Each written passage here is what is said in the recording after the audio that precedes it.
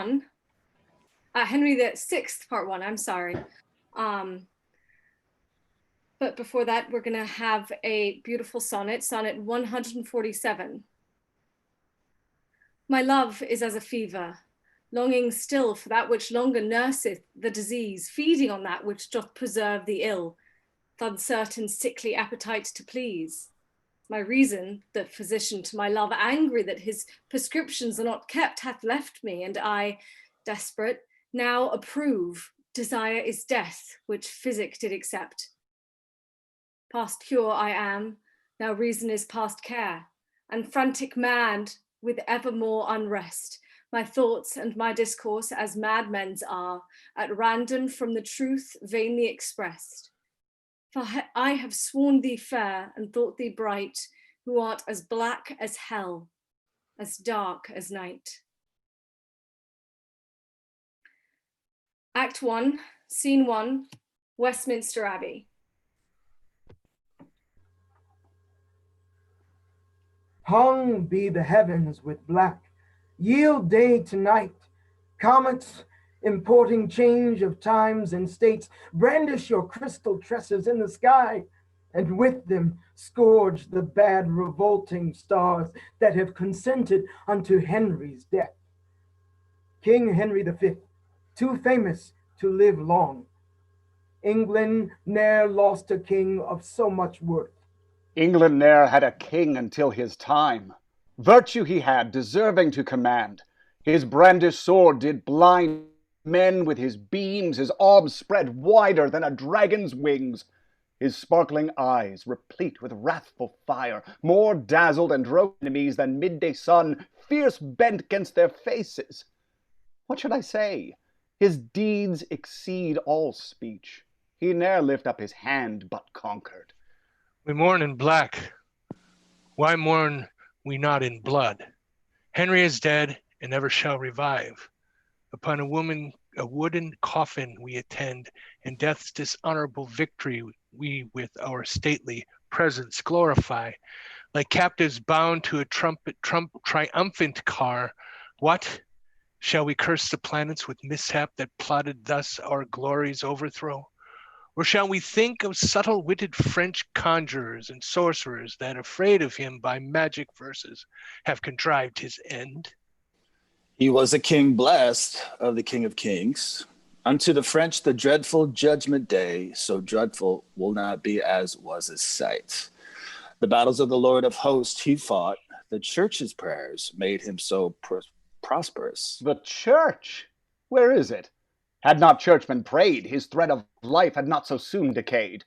None do you like but an effeminate prince, whom like a schoolboy you may overawe. Gloucester, whate'er we like, thou art protector, and lookest to command the prince and realm. Thy wife is proud, she holdeth thee in awe, more than God or religious churchman may. Name not religion, for thou lov'st the flesh, and ne'er throughout the year to church thou goest, except it be to pray against thy foes. Cease these jars, and rest your minds in peace. Let's to the altar. Heralds, wait on us. Instead of gold, we'll offer up our arms, since arms avail not that Henry's dead. Posterity await for wretched years, when at their mother's moist eyes babes shall suck. Our isle be made a nourish of salt tears, and none but women left to wail the dead.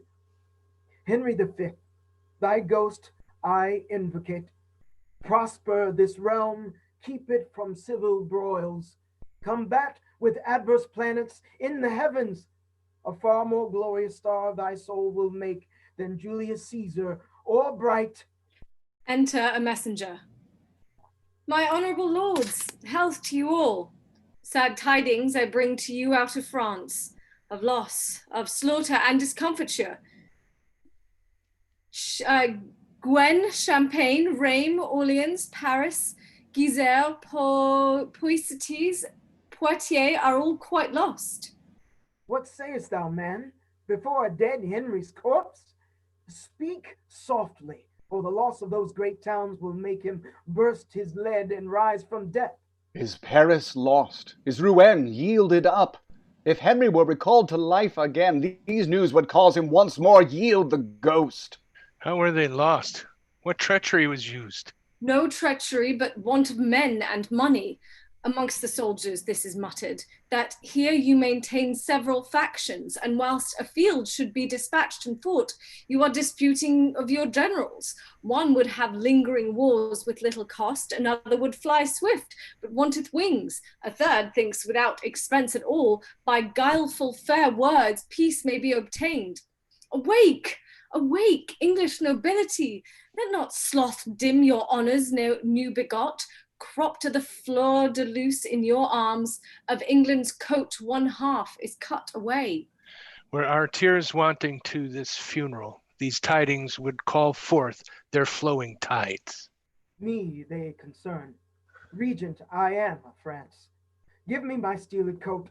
I'll fight for France. Away with these disgraceful wailing robes. Wounds will I lend the French instead of eyes to weep their intermissive miseries. Enter to them another messenger.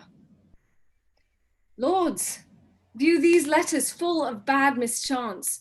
France is revolted from the English quite, except some petty towns of no import. The Dauphin Charles is crowned King of Reims. The bastard of Orleans with him is joined. Regnier, Duke of Anjou, doth take his part. The Duke of Alençon flieth to his side. The Dauphin crowned king, all fly to him. Whither shall we fly from this reproach? We will not fly, but to our enemies' throats. Bedford, if thou be slack, I'll fight it out. Gloucester, why doubt'st thou not my forwardness?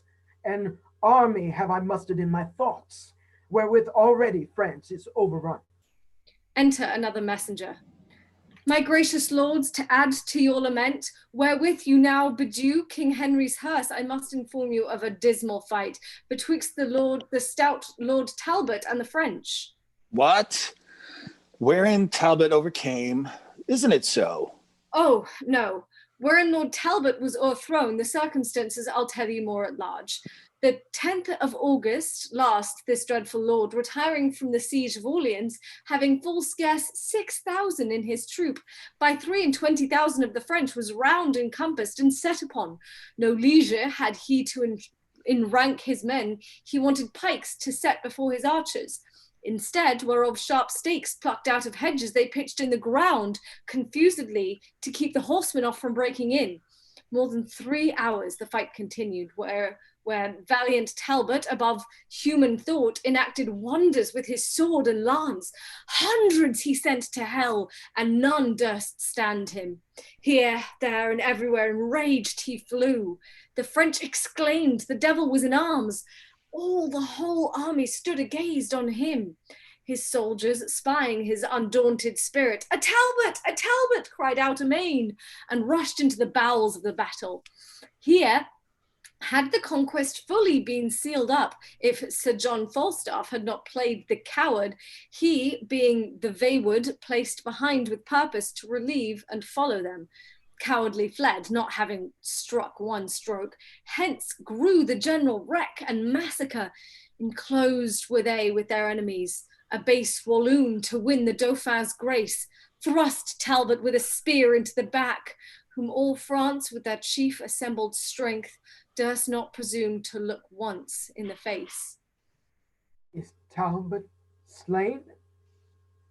Then I will slay myself, for living idly here in pomp and ease, while such a worthy leader, wanting aid unto his dastard foeman, is betrayed. Oh, no, he lives, but is took prisoner, and Lord Scales with him, and Lord Hungerford, most of the rest slaughtered or took likewise. His ransom there is none but I shall pay.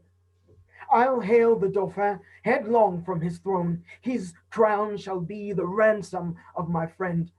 4 of their lords I'll change for 1 of ours. Farewell, my masters. To my task will I.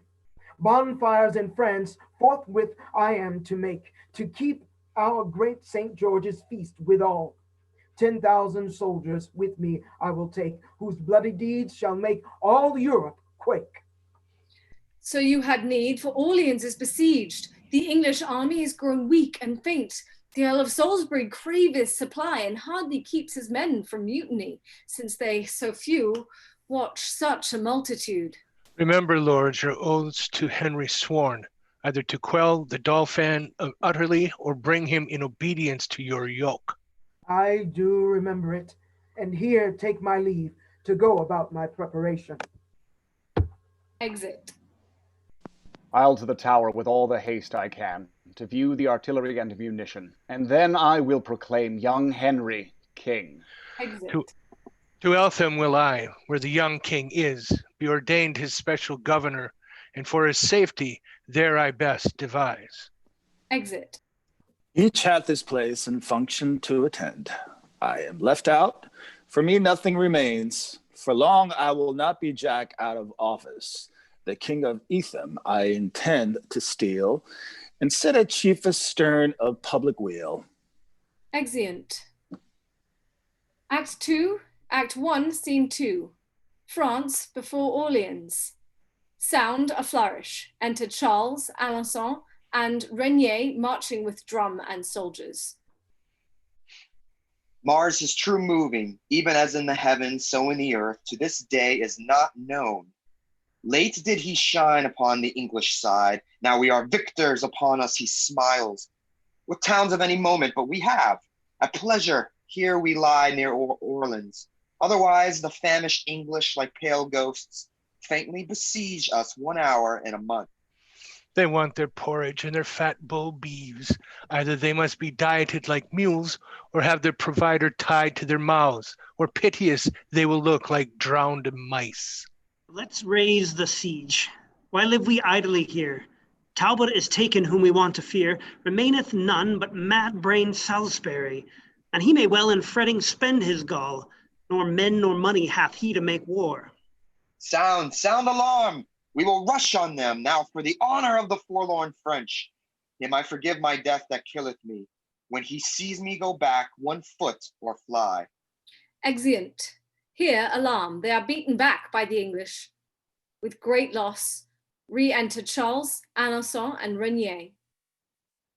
Who ever saw the like? What men have I? Dogs, cowards, dastards! I would ne'er have fled, but they left me amidst my enemies. Salisbury is a desperate homicide. He fighteth as one weary of his life. The other lords, like lions wanting food, do rush upon us as their hungry prey. Froissart, a countryman of ours, records, England all Olivers and Rowlands bred during the time of Edward III did reign.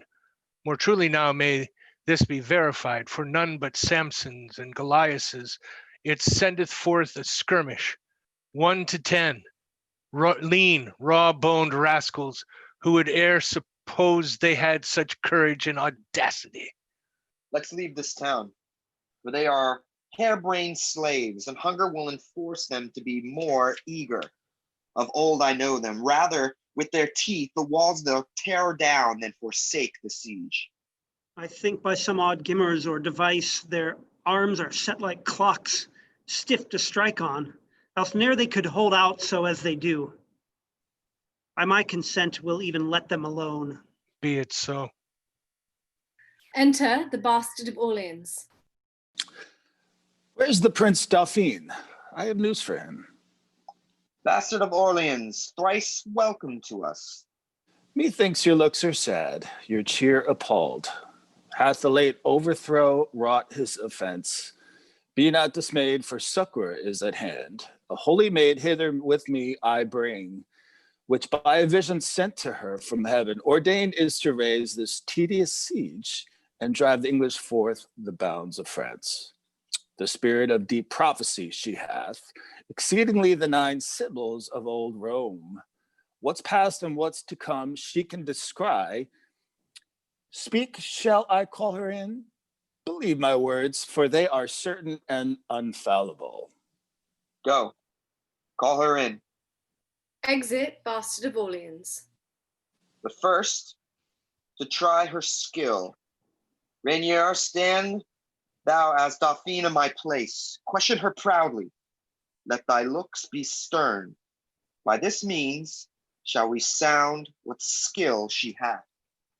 Re-enter the Bastard of Orleans with Joan La Pucelle. Fair maid, is it thou wilt do these wondrous feats? Renier, is thou that thinkest to beguile me? Where is the Dauphin? Come, come from behind. I know thee well, though never seen before. Be not amazed, there's nothing hid from me. In private will I talk with thee apart. Stand back, ye lords, and give us leave a while. She takes upon her bravely at first dash. Dauphin, I am by birth a shepherd's daughter, my wit untrained in any kind of art. Heaven and Our Lady gracious hath it pleased to shine on my contemptible estate. Lo, whilst I waited on my tender lambs and the sun's parching heat displayed my cheeks, God's mother deigned to appear to me, and in a vision full of majesty willed me to leave my base vocation and free my country from calamity. Her aid she promised and assured success. In complete glory she revealed herself, and whereas I was black and swart before with those clear rays which she infused on me, that beauty am I blessed with which you see. Ask me what question thou canst possible, and I will answer unpremeditated. My courage try by combat if thou darest, and thou shalt find that I exceed my sex. Resolve on this, thou shalt be fortunate if thou receive me for thy warlike mate. Thou hast astonished me with thy high terms. Only this proof I'll of thy valor make. In single combat thou shalt buckle with me, and if thou vanquished, thy words are true. Otherwise I renounce all confidence. I am prepared. Here is my keen-edged sword, decked with 5 fleur-de-lis on each side, the which, at Touraine in St. Catherine's churchyard, out of a great deal of old iron I chose forth. Then come, in God's name, I fear no woman. And while I live, I'll never fly from a man. Here they fight, and Joan La Pucelle overcomes. Stay thy hands. Thou art an Amazon, and fightest with the sword of Deborah. Christ's mother helps me, else I were too weak. Whoe'er helps thee, 'tis thou that must help me. Impatiently I burn with thy desire. My heart and hands thou hast at once subdued. Excellent Pucelle, if thy name be so, let me thy servant and not sovereign be. 'Tis the French Dauphin sueth to thee thus. I must not yield to any rites of love, for my profession sacred from above. When I have chased all thy foes from hence, then will I think upon a recompense. Meantime, look gracious on thy prostrate thrall. My lord methinks is very long in talk. Doubtless he shrives this woman to her smock, else ne'er could he so long protract his speech. Shall we disturb him, since he keeps no mean? He may mean more than we poor men do know. These women are shrewd tempters with their tongues. My lord, where are you? What devise you on? Shall we give over Orleans or no?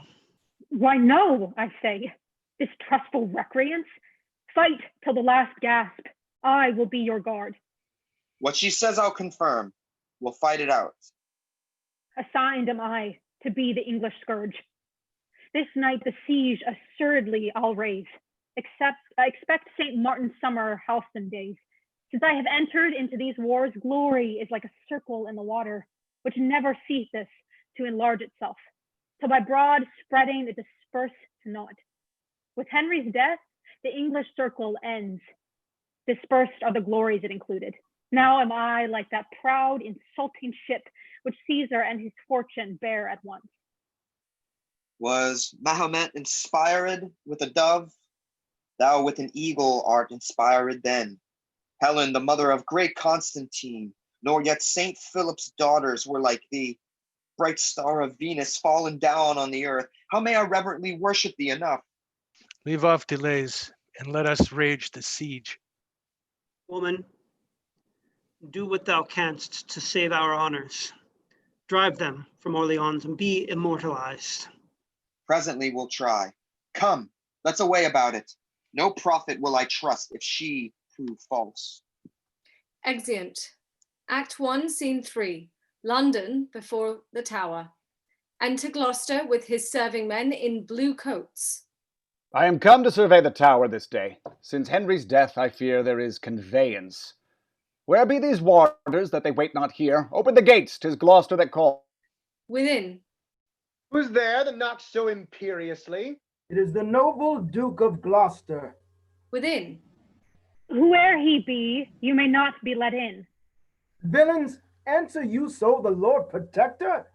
Within. The Lord protect him, so we answer him. We do no otherwise than we are willed. Who willed you? Or whose will stands but mine? There's none protector of the realm but I. Break up the gates, I'll be your warranties. Shall I be flouted thus by dunghill grooms? Gloucester's men rush at the tower gates, and Woodville, the lieutenant, speaks with them. What noise is this? What traitors have we here? Lieutenant, is it you whose voice I hear? Open the gates, here's Gloucester that would enter. Have patience, noble Duke. I may not open. The Cardinal of Winchester forbids. From him I have express commandment that thou or none of thine shall be let in. Faint-hearted Woodville prized him for me. Arrogant Winchester, that haughty pre Henry, our late sovereign, ne'er could brook. Thou art no friend to God or to the king. Open the gates, or I'll shut thee out shortly. Open the gates unto the Lord Protector. Will burst them open if thou come not quickly. Enter the Lord Protector at the tower gates, Bishop of Winchester and his men in tawny coats. How now, ambitious Humphrey? What means this? Peeled priest, dost thou command me out? I do, thou most usurping protector and not protector of the king or realm.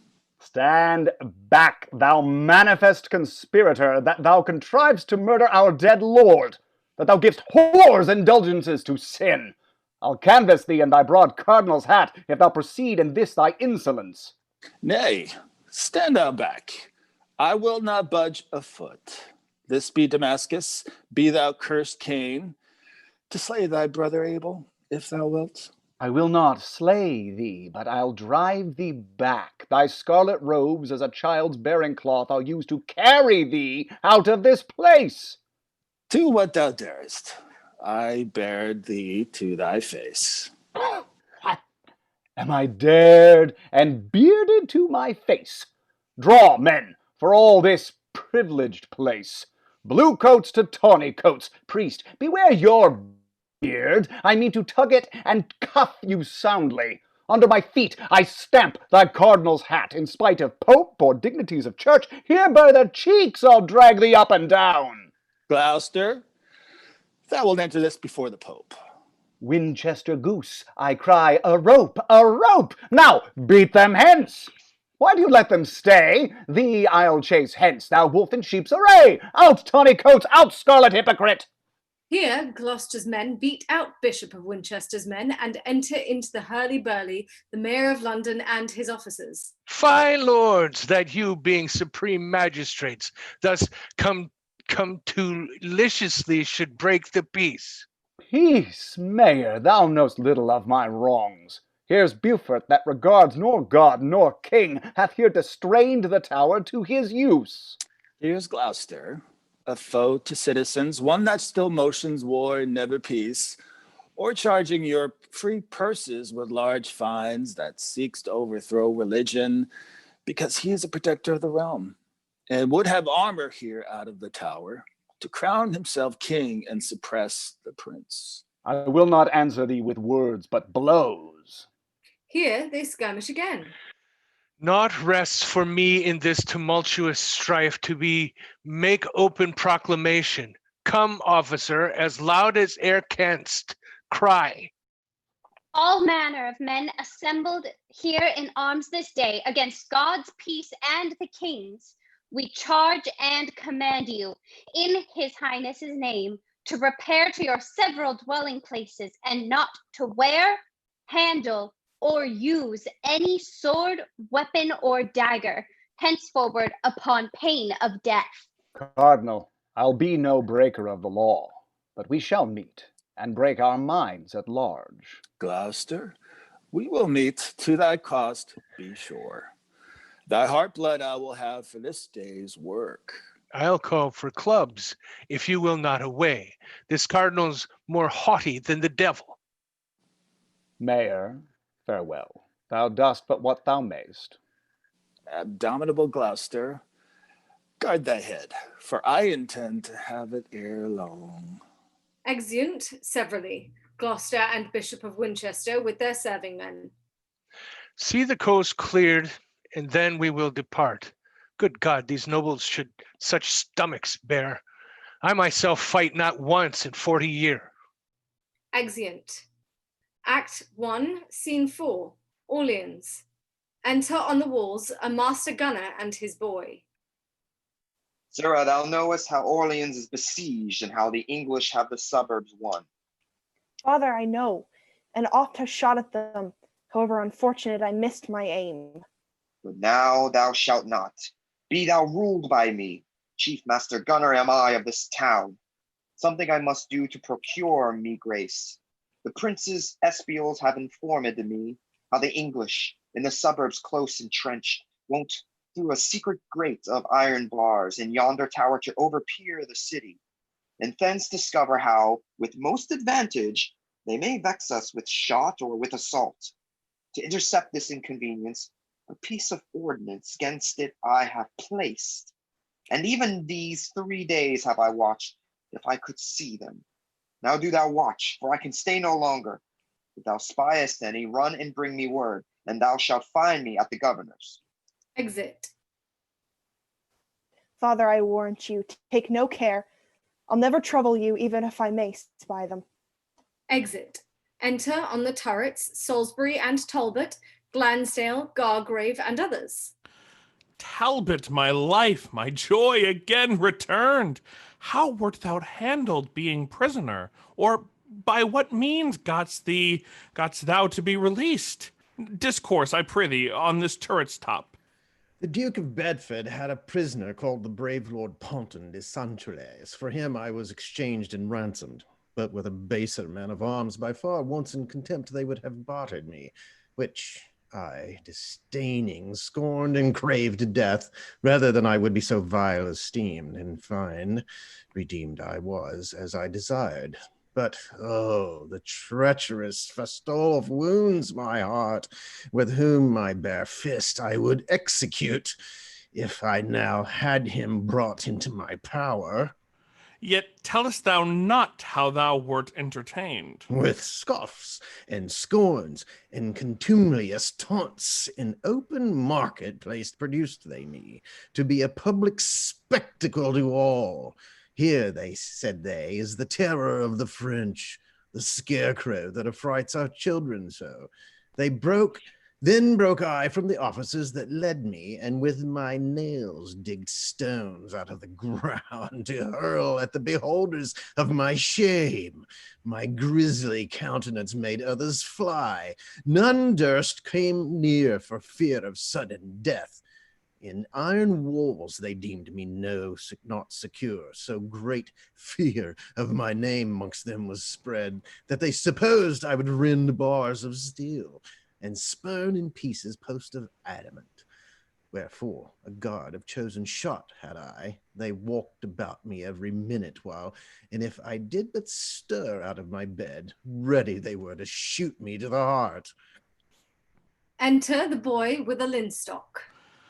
I grieve to hear what torments you endured.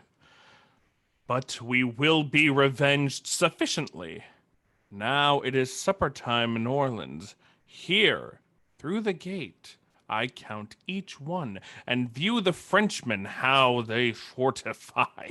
Let us look in. The sight will much delight thee.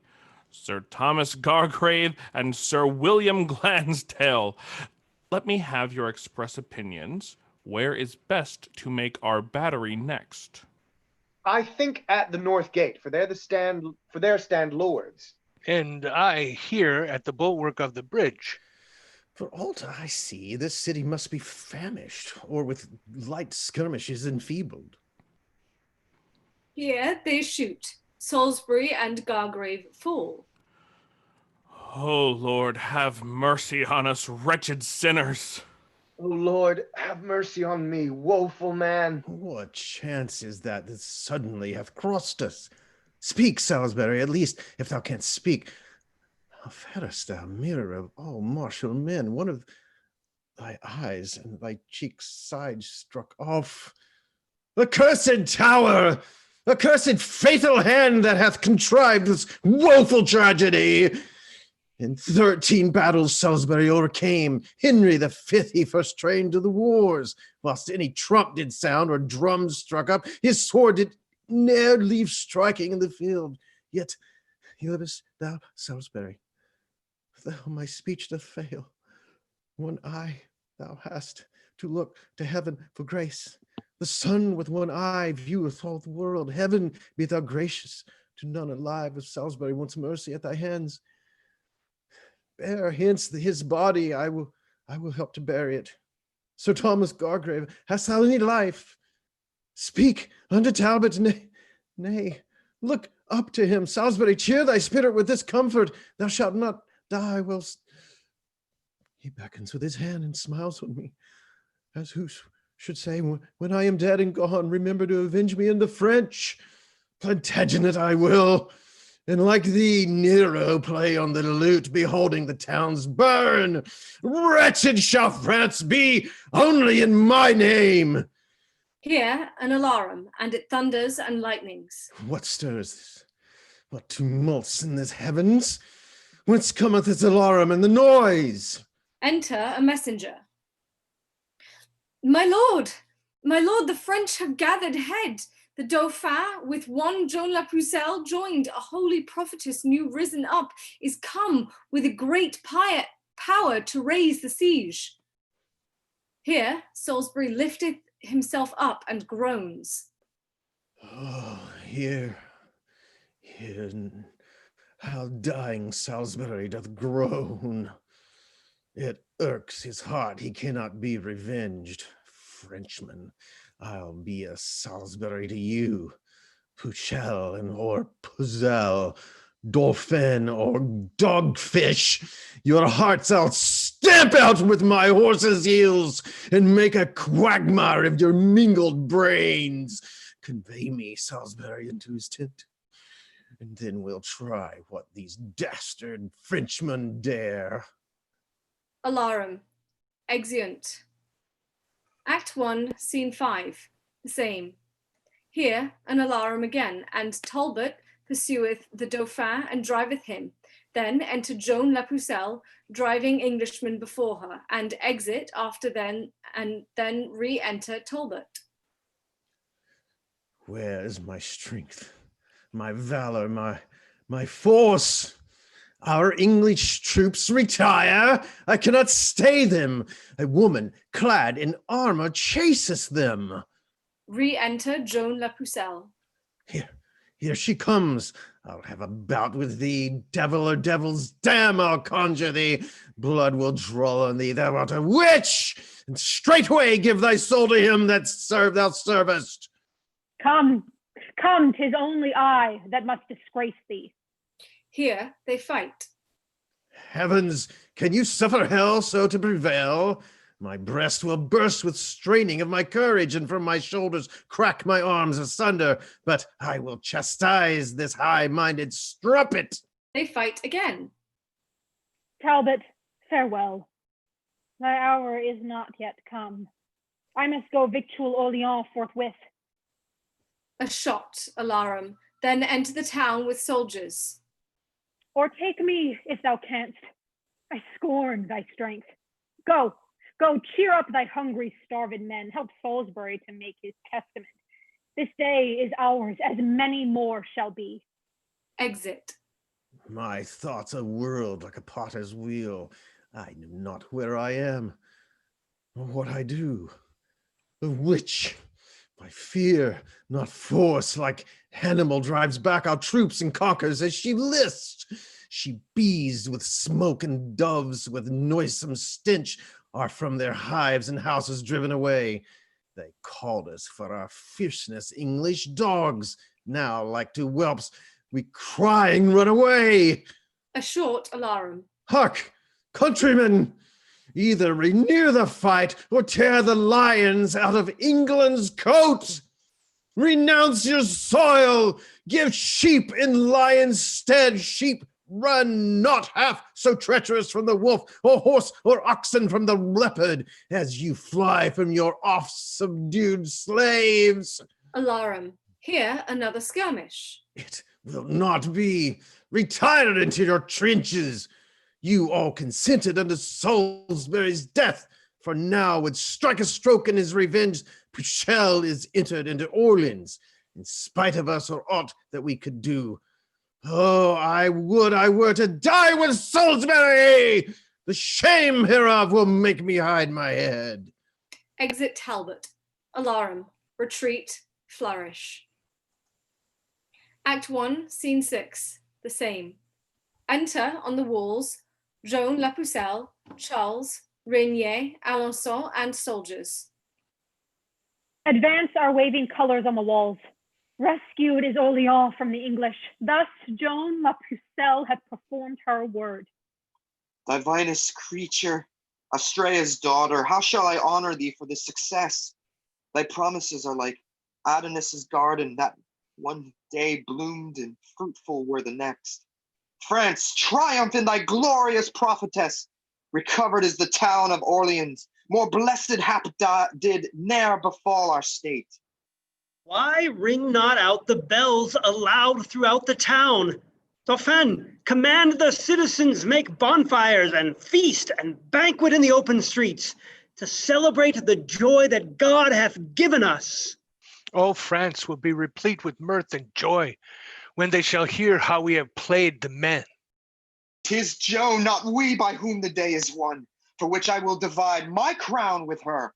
And all the priests and friars in my realm shall in procession sing her endless praise. A statelier pyramid to her I'll rear than Rhodopes of Memphis ever was. In memory of her when she is dead, her ashes in an urn more precious than the rich jeweled coffer of Darius. Transported shall be at high festivals before the kings and queens of France. No longer on Saint Denis will we cry, but Joan La Pucelle shall be France's saint. Come in and let us banquet royally after this golden day of victory. Flourish. Exeunt. Act 2, Scene 1. Before Orleans. Enter a sergeant of band with 2 sentinels. Sirs, take your places and be vigilant. If any noise or soldier you perceive near to the walls, by some apparent sign, let us have knowledge at the court of guard. Sergeant, you shall. Exit Sergeant. Thus our poor servitors, when others sleep upon their quiet beds, constrained to watch in darkness, rain, and cold. Enter Talbot, Bedford, Burgundy, and forces with scaling ladders, their drums beating a dead march. Lord Regent, in redoubted Burgundy, by whose approach the regions of Artois, Wallen, and Picardy are friends to us, this happy night the Frenchmen are secure, having all day caroused and banqueted. Embrace we then this opportunity, and as fitting best to quittance their deceit, contrived by art and baleful sorcery. Coward of France, how much he wrongs his fame, despairing of his own arms' fortitude, to join with witches and the help of hell. Traitors of never other company. But what's that Pucelle whom they term so pure? A maid, they say. A maid! So martial! Pray God she prove not masculine ere long, if underneath the standard of the French she carry armor as she hath begun. Well, let them practice and converse with spirits. God is our fortress, in whose conquering name let us resolve to scale their flinty bulwarks. Ascend, brave Talbot. We will follow thee. Not altogether, better far, I guess, that we do make our entrance several ways. That, if it chance the one of us do fail, the other yet may rise against their force. Agreed. I'll to yonder corner. And I to this. and here will Talbot mount, or make his grave. Now, Salisbury, for thee, and for the right of English Henry, shall this night appear how much in duty I am bound to both. Arm, arm, the enemy doth make assault. Cry, Saint George, a Talbot! The French leap over the walls in their shirts.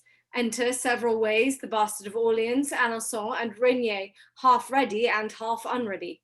How now, my lords? What, all unready so? Unready? I am glad we escaped so well. 'Twas time, I trow, to wake and leave our beds, hearing alarms at our chamber doors. Of all exploits since first I followed arms, ne'er heard I of a warlike enterprise more venturous and desperate than this. I think this Talbot be a fiend of hell. If not of hell, the heavens sure favor him. Here cometh Charles. I marvel how he sped. Tut, Holy Joan was his defensive guard. Enter Charles and Joan La Pucelle.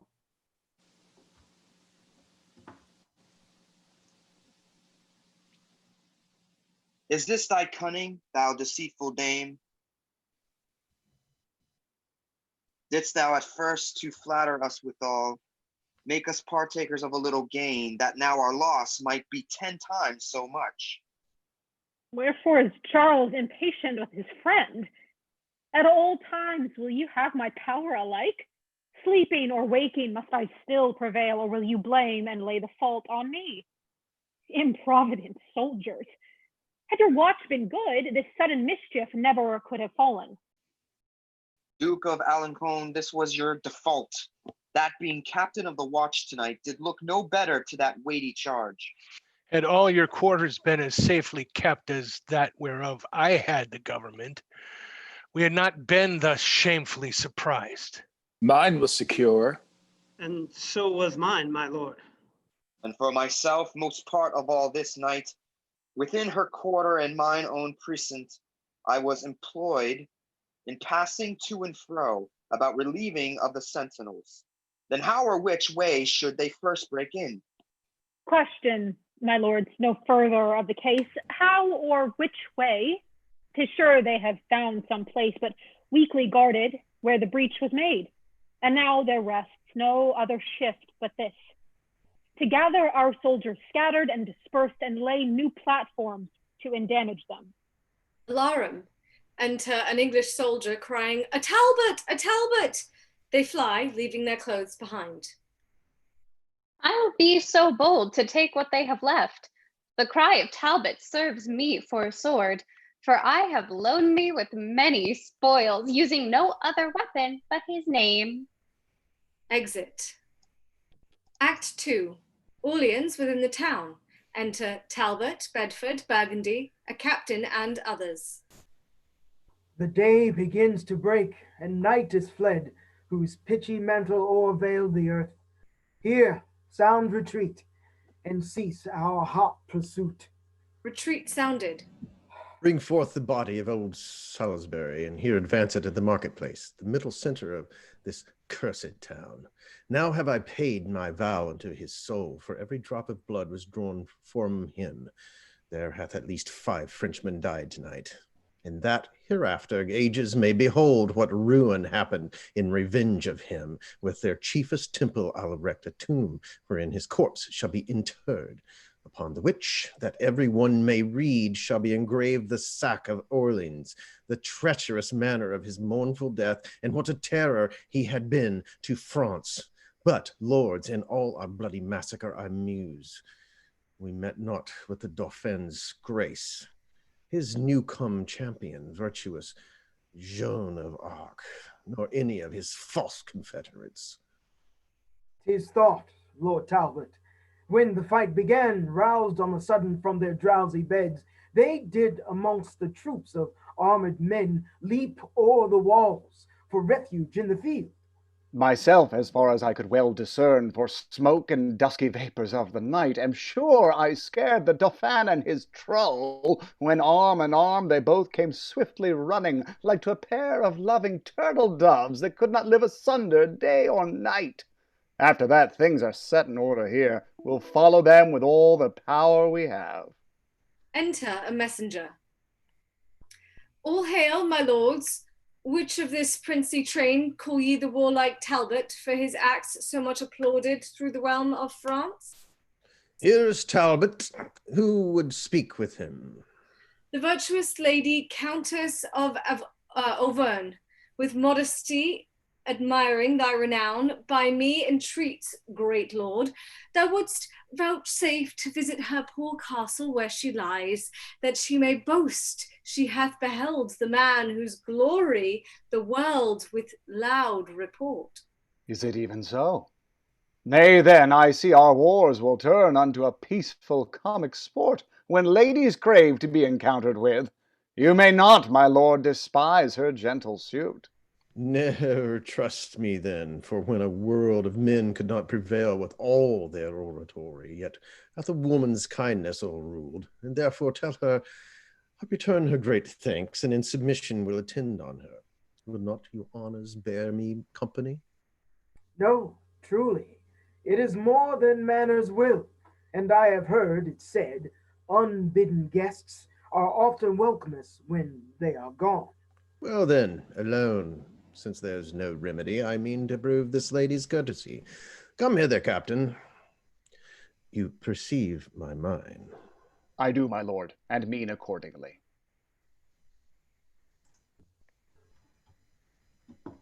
Exeunt. Act 2, Scene 3. Auvergne, the Countess's castle. Enter the Countess and her porter. Porter, remember what I gave in charge, and when you have done so, bring the keys to me. Madam, I will. Exit. The plot is laid.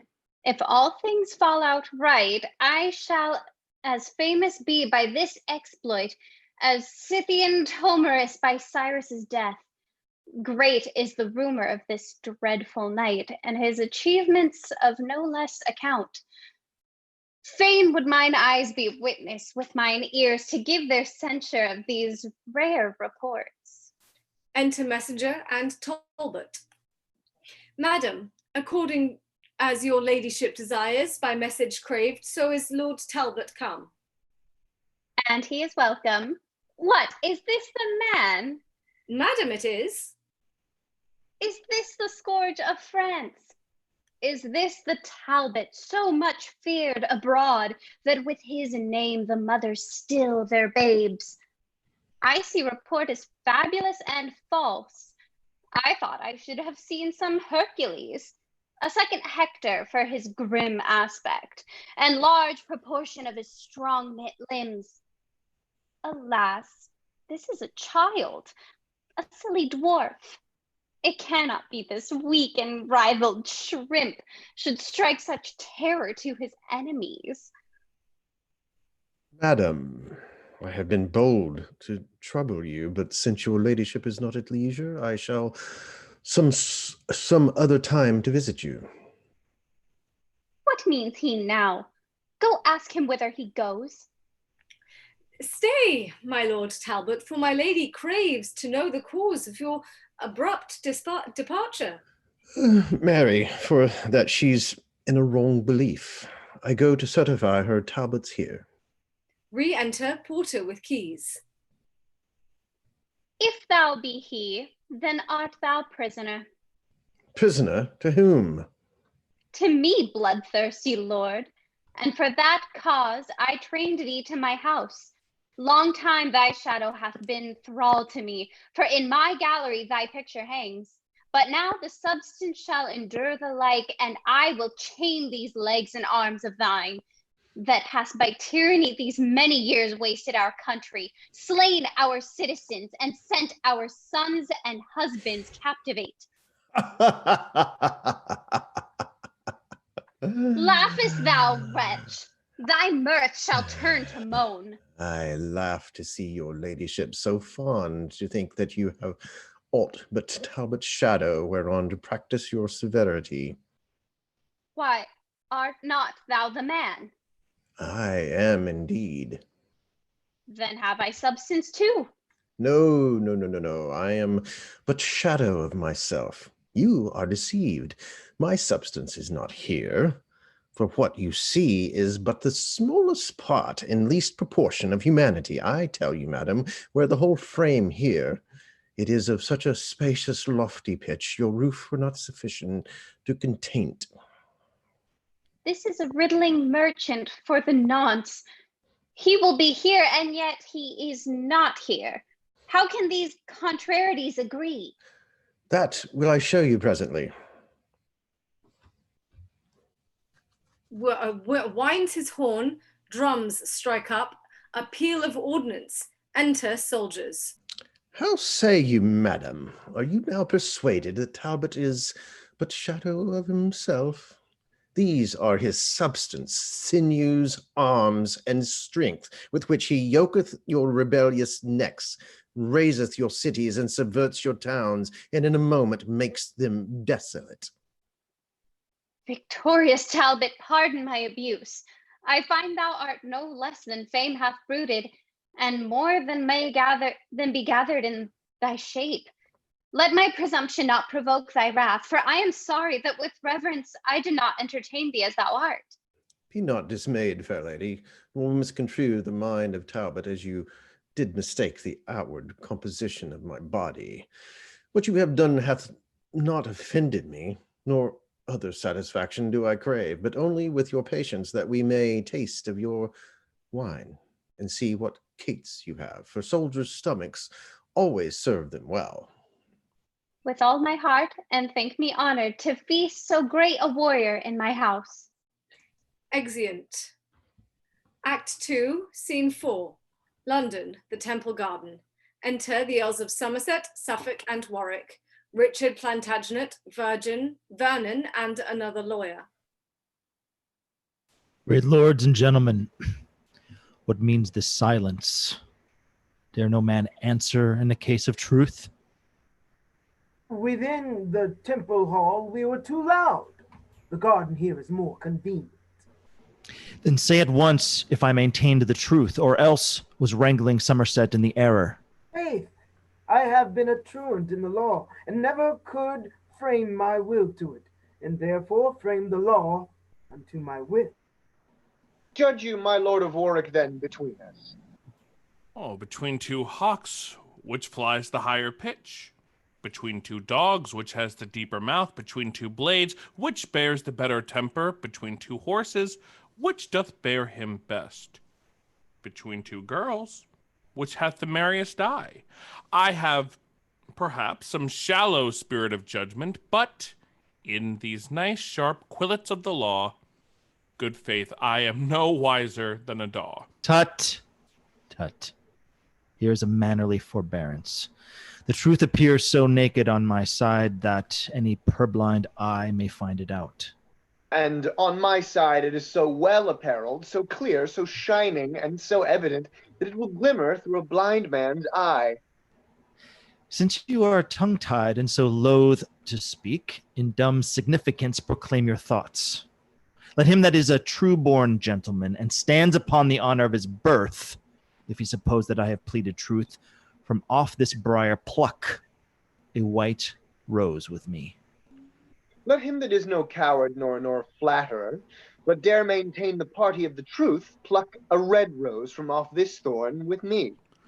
I love no colors, and without all color of base insinuating flattery, I pluck this white rose with Plantagenet. I pluck this red rose with young Somerset, and say withal I think he held the right. Stay, lords and gentlemen, and pluck no more, till you conclude that he upon whose side the fewest roses are cropped with the tree shall yield the other in the right opinion. Good Master Vernon, it is well objected. If I have fewest, I subscribe in silence. And I. Then, for the truth and plainness of the case, I pluck these pale and maiden blossom here, giving my verdict on the white rose side. Look not your finger as you pluck it off, lest bleeding you do paint the white rose red, and fall on my side so against your will. If I, my lord, for my opinion bleed, opinion shall be surgeon to my hurt and keep me on the side where I still am. Well, well, come on. Who else? Unless my study and my books be false, the argument you held was wrong in you. To Somerset. To sign whereof I pluck a white rose too. Now, Somerset, where is your argument? Here in my scabbard, meditating that shall dye your white rose in a bloody red. Meantime, your cheeks do counterfeit our roses, for pale they look with fear, as witnessing the truth on our side. No, Plantagenet, 'tis not for fear, but anger that thy cheeks blush for pure shame to counterfeit our roses, and yet thy tongue will not confess thy error. Hath not thy rose a canker, Somerset? Hath not thy rose a thorn, Plantagenet? Aye, sharp and piercing to maintain his truth, whilst thy consuming canker eats his falsehood. Well, I'll find friends to wear my bleeding roses that shall maintain what I have said is true, where false Plantagenet dare not be seen. Now by this maiden blossom in my hand, I scorn thee and thy fashion, peevish boy. Turn not thy scorns this way, Plantagenet. Proud Pole, I will, and scorn both with him and thee. I'll turn my part thereof into thy throat. Away, away, good William de la Pole. We grace the yeoman by conversing with him. Now, by God's will, thou wrongst him, Somerset. His grandfather was Lionel, Duke of Clarence, third son to the 3rd Edward, King of England. Spring crestless yeoman from so deep a root.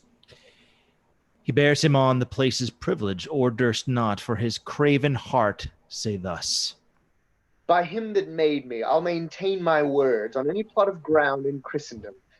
Was not thy father, Richard Earl of Cambridge, for treason executed in our late king's days? And by his treason standst not thou attainted, corrupted, and exempt from ancient gentry? His trespass yet lives guilty in thy blood, and till thou be restored, thou art a yeoman. My father was attached, not attained, condemned to die for treason, but no traitor. And that I'll prove on better men than Somerset, or growing time once ripened to my will. For your partaker, Pole, and you yourself, I'll note you in my book of memory, to scourge you for this apprehension. Look to it well, and say you are well warned. Ah, thou shalt find us ready for thee still, and know us by these colors for thy foes. For these my friends, in spite of these, shall wear. And by my soul, this pale and angry rose, as cognizance of my blood-drinking hate, will I forever and my faction wear, until it wither me with me to my grave, and or flourish to the height of my degree. Go forward and be choked with thy ambition, and so farewell, until I meet thee next. Exit. Have with thee, Paul. Farewell, ambitious Richard. Exit. How I am braved and must perforce endure it. This blot that they object against your house shall be wiped out in the next Parliament, called for the truce of Winchester and Gloucester, and if thou be not then created York, I will not live to be accounted Warwick.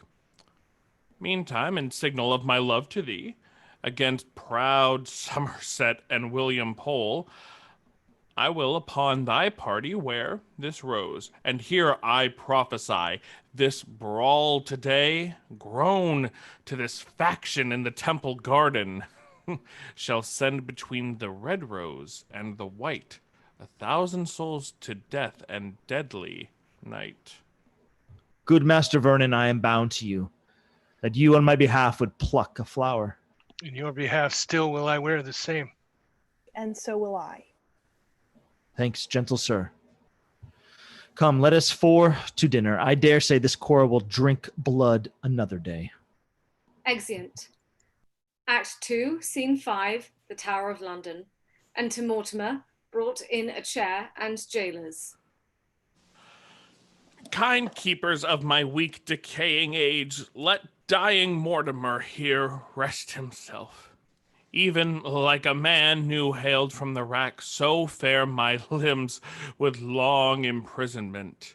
And these gray locks, the perseverance of death, Nestor, like aged in the age of care, argue the end of Edmund Mortimer. These eyes like lamps, whose wasting oil is spent, wax dim as drawing to their exeunt. Weak shoulders overborne with the burthening grief, and pitiless arms like to a withered vine that droops his sapless branches to the ground. Yet are these feet, whose strengthless stay is numb, unable to support this lump of clay, swift-winged with no desire to get a grave, as witting I no comfort have. But tell me, keeper, will my nephew come? Richard Plantagenet, my lord, will come. We sent unto the temple, unto his chamber, and answer was returned that he will come. Enough. My soul shall be more than satisfied. Poor gentleman, his wrong doth equal mine, since Henry Monmouth first began to reign, before whose glory I was great in arms. This loathsome sequestrian have I had, and even then hath Richard been obscured, deprived of honor and inheritance. But now the arbitrators of despairs, just death, kind umpire of men's miseries, with sweet enlargement doth dismiss me hence. I would his troubles likewise were expired, that so he might recover what was lost. Enter Richard Plantagenet. My lord, your loving nephew now is come.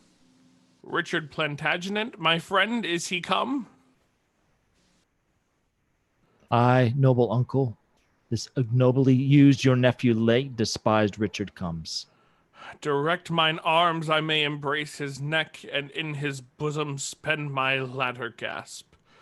Oh, tell me when my lips do touch his cheeks, that I may kindly give one fainting kiss, and now declare, sweet stem from York's great stock, why didst thou say of late thou wert despised? First, lean thine aged back against mine arm, and in that ease I'll tell thee my disease. This day, in argument upon a case, some words there grew twixt Somerset and me, among which terms he used his lavish tongue, and did upbraid me with my father's death, which obliquely set bars before my tongue, else with the like I had requited him. Therefore, good uncle, for my father's sake, in honor of a true Plantagenet, and for alliance sake, declare the cause my father, Earl of Cambridge, lost his head. That cause, fair nephew, that imprisoned me, and hath detained me all my flowering youth within a loathsome dungeon there to pine, was cursed instrument of his decease. Discover more at large what cause that was, for I am ignorant and cannot guess. I will, if that my fading breath permit, and death approach not ere my tale be done. Henry IV, grandfather to this king, deposed his nephew Richard, Edward's son, the first begotten and the lawful heir of Edward King, the third of that descent, during whose reign the Percys of the North, finding his usurpation most unjust, endeavored my advancement to the throne. The reason moved these warlike lords to this was for that young Richard thus removed, leaving no heir begotten of his body. I was the next by birth and parentage, for my mother I derived am from Lionel, Duke of Clarence, the third son, to King Edward the third, whereas he from John of Gaunt doth bring his pedigree, being but fourth of that heroic line. But mark, as in this haughty attempt they labored to plant the rightful heir, I lost my liberty and they their lives. Long after this, when Henry V, succeeding his father, Bolingbroke, did reign. Thy father, Earl of Cambridge, then derived from famous Edmund Langley, Duke of York, marrying my sister that thy mother was. Again, in pity of my hard distress, levied an army weaning to redeem, and have installed me in the diadem. But as the rest, so fell that noble earl, and was beheaded. Thus the Mortimers, in whom the tide rested, were suppressed. Of which, my lord, your honor is the last. True. And thou seest that I no issue have, and that my fainting words do warrant death. Thou art my heir. The rest I wish thee gather, but yet be wary in thy studious care. Thy grave admonishments prevail with me, but yet methinks my father's execution was nothing less than bloody tyranny. With silence, nephew. Be thou politic. Strong fixed is the house of Lancaster, and like a mountain not to be removed. But now thy uncle is removing hence, as princes do their courts when they are cloyed, with long continence in a settled place. O uncle, would some part of my young years might but redeem the passage of your age.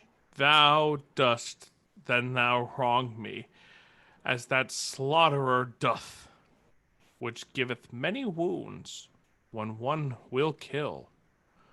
More not, except thou sorrow for my good.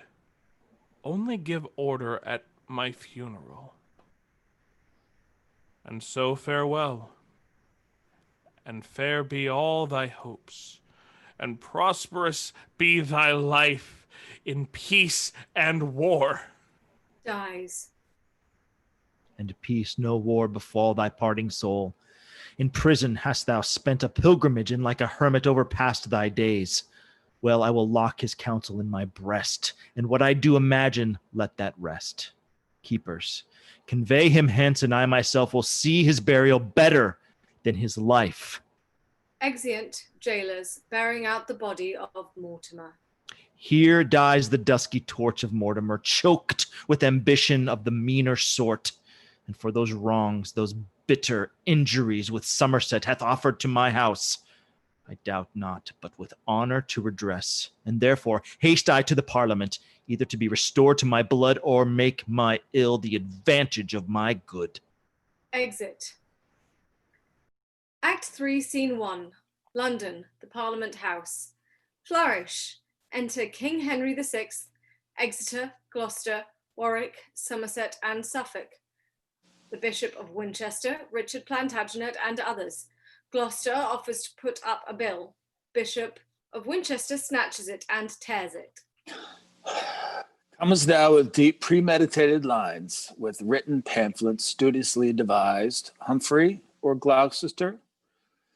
If thou canst accuse or aught intents to lay unto my charge, do it without invention, suddenly, as I was sudden in an extemporal speech, purpose to answer what thou canst object. Presumptuous priest, this place commands, or thou dost think thou hast dishonored me. Think not, although in writing I preferred the manner of thy vile outrageous crimes, that therefore I have forged, or am not able verbatim to rehearse the method of my pen. No, prelate, such is thy audacious wickedness, thy lewd, pestiferous, and licentious pranks, as very infants prattle of thy pride.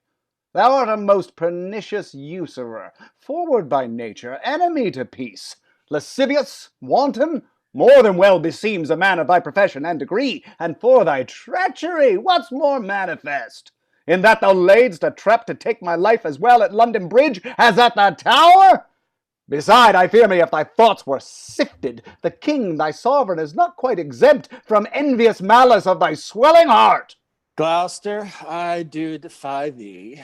Lords, vouchsafe to give me hearing what I shall reply. If I were covetous, ambitious, or perverse, as he will have me, how am I so poor? Or how haps it I seek not to advance or raise myself, but keep my wonted calling? And for dissension, who prefereth peace more than I do? Except I be provoked? No, my good lords, it is not that offense. It is not that has incensed the Duke. It is because no one should sway but he, but he should be about the king.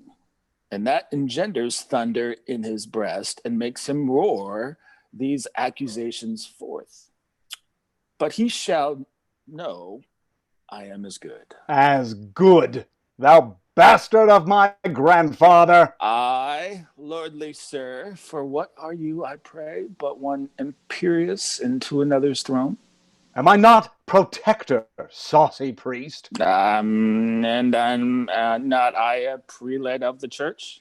Yes, as an outlaw in a castle keeps and useth it to patronage his theft. Unreverent Gloucester. Thou art reverent touching thy spiritual function, not thy life. Rome shall remedy this. Rome thither, then. My lord, it were your duty to forbear. I see the bishop be not overborne. Methinks my lord should be religious and know the office that belongs to such. Methinks his lordship should be humbler. It fitteth not a prelate so to plead. Yes, when his holy state is touched so near. State holy or unhallowed, what of that? Is not his grace protector to the king? Aside. Plantagenet, I see, must hold his tongue, lest it be said, speak, sirrah, when you should. Must your bold verdict enter talk with lords? Else would I have a fling at Winchester. Uncles of Gloucester and Winchester, the special watchmen of our English weal, I would prevail, if prayers might prevail, to join your hearts in love and amity. Oh, what a scandal it is to our crown, that two such noble peers as ye should jar. Believe me, lords, my tender years can tell civil dissension is a viperous worm that gnaws the bowels of commonwealth.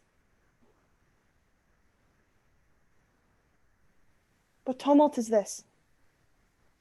An uproar, I dare warrant, begun through malice of the bishop's men. A noise again.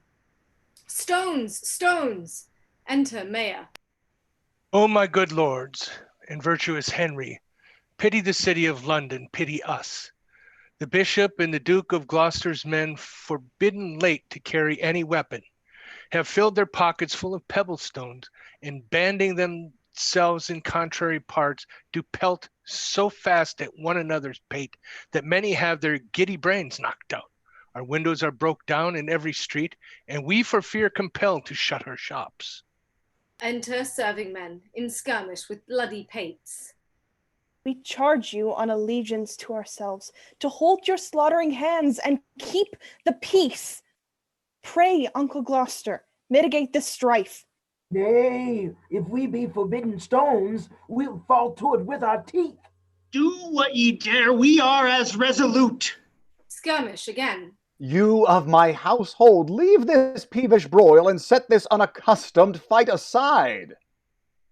My lord, we know your grace to be a man just and upright, and for your royal birth inferior in none, but to his majesty, and ere that we will suffer such a prince, so kind a father of the commonweal, to be disgraced by an inkhorn mate, we and our wives and children all will fight, and have our bodies slaughtered by thy foes. Aye, and the very parings of our nails shall pitch a field when we are dead. Begin again. Stay, stay, I say!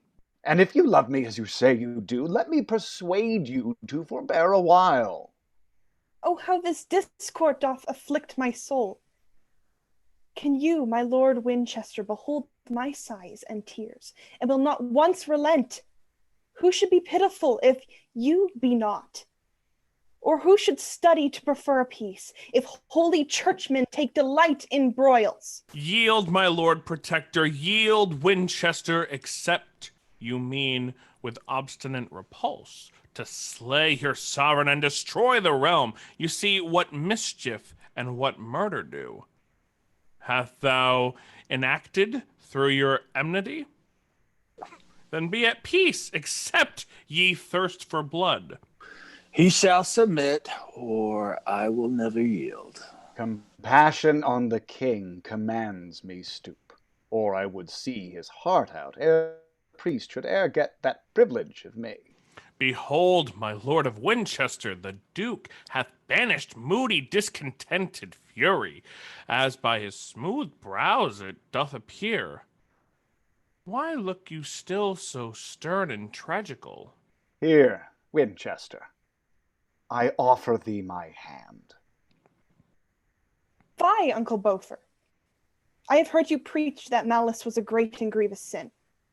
And will you not maintain the things that you teach, but prove a chief offender in the same? Sweet king, the bishop hath a kindly gird. For shame, my lord of Winchester, relent! What shall a child instruct you what to do? Well, Duke of Gloucester, I will yield to thee. Love for thy love, and hand for hand I give. Aside. Aye, but I fear me with a hollow heart. See here, my friends and loving countrymen, this token serveth for a flag of truce betwixt ourselves and all our followers. So help me God, as I dissemble not. Aside. So help me God, as I intend it not. O loving uncle, kind Duke of Gloucester, how joyful I am made by this contract. Away, my masters, trouble us no more, but join in friendship as your lords have done. Content, I'll to the surgeons. So will I. I will see what physic the tavern affords. Exeunt, serving men, mayor, etc. Accept this scroll, most gracious sovereign, which, in the right hand of Richard Plantagenet, we do exhibit to your majesty. Well urged, my lord of Warwick, or sweet prince, and if your grace mark every circumstance, you have great reason to do Richard right, especially for those occasions at Eltham Place I told your majesty. And those occasions, uncle, were of force. Therefore, my loving lords, our pleasure is that Richard be restored to his blood. Let Richard be restored to his blood. So shall his father's wrongs be recompensed. As will the rest, so willeth Winchester. If Richard will be true, and not that alone, but all the whole inheritance I give, that doth belong unto the house of York, from whence you spring up by lineal descent. A humble servant vows obedience and humble service till the point of death. Stoop then, and set your knee against my foot, and in regurgitation of the duty done, I gird thee with the valiant sword of York. Rise, Richard, like a true Plantagenet, and rise created princely Duke of York. And so thrive, Richard, as thy foes may fall, and as my duty springs, so perish they that grudge one thought against your majesty. Welcome, High Prince, the mighty Duke of York. Aside. Perish, base prince, ignoble Duke of York. Now will it best avail your majesty to cross the seas and to be crowned in France. The presence of a king engenders love amongst his subjects and his loyal friends, as it disanimates his enemies. Gloucester says the word, King Henry goes, for friendly counsel cuts off many foes. Your ships already are in readiness. Senate, flourish. Exeunt all but Exeter. Aye, we may march in England or in France, not seeing what is likely to ensue. This late dissension grown betwixt the peers burns under feigned ashes of forged love, and will at last break out into a flame. As festered members rot, but by degree, till bones and flesh and sinews fall away, so with this base and envious discord breed, And now I fear that fatal prophecy, which in the time of Henry named the fifth, was in the mouth of every suckling babe, that Henry born of Monmouth should win all, and Henry born of Windsor lose all, which is so plain that Exeter doth wish his days may finish ere the hapless time. Exit. Act 3, Scene 2, France, before Rouen. Enter Joan La Pucelle, disguised with 4 soldiers, with sacks upon their backs. We're going to take an intermission.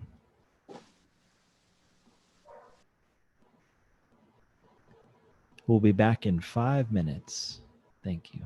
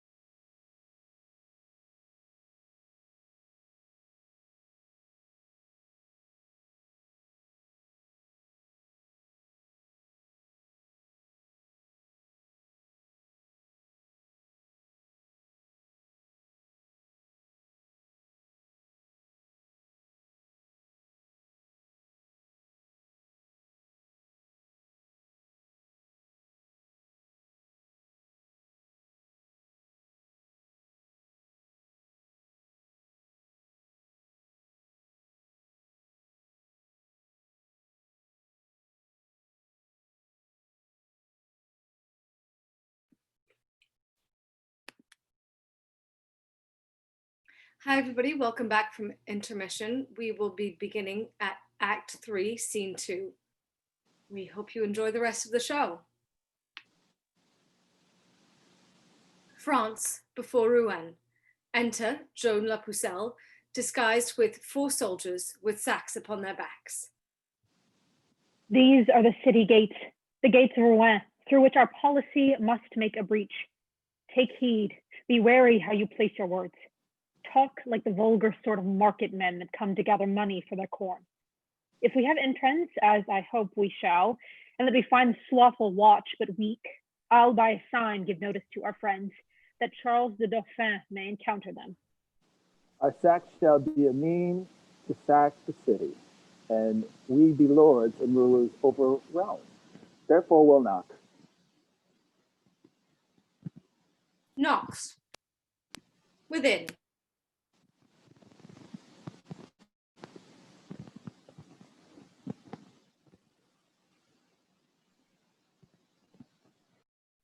Qui est là? Personne. Pour vert gens de France. Poor market folks that come to sell their corn. Enter, go in. The market bell is rung. Now, Rouen, I'll shake thy bulwarks to the ground. Exeunt. Enter Charles, the Bastard of Orleans, Alençon, Regnier, and forces. Saint Denis, bless this happy stratagem, and once again we'll sleep secure and ruin.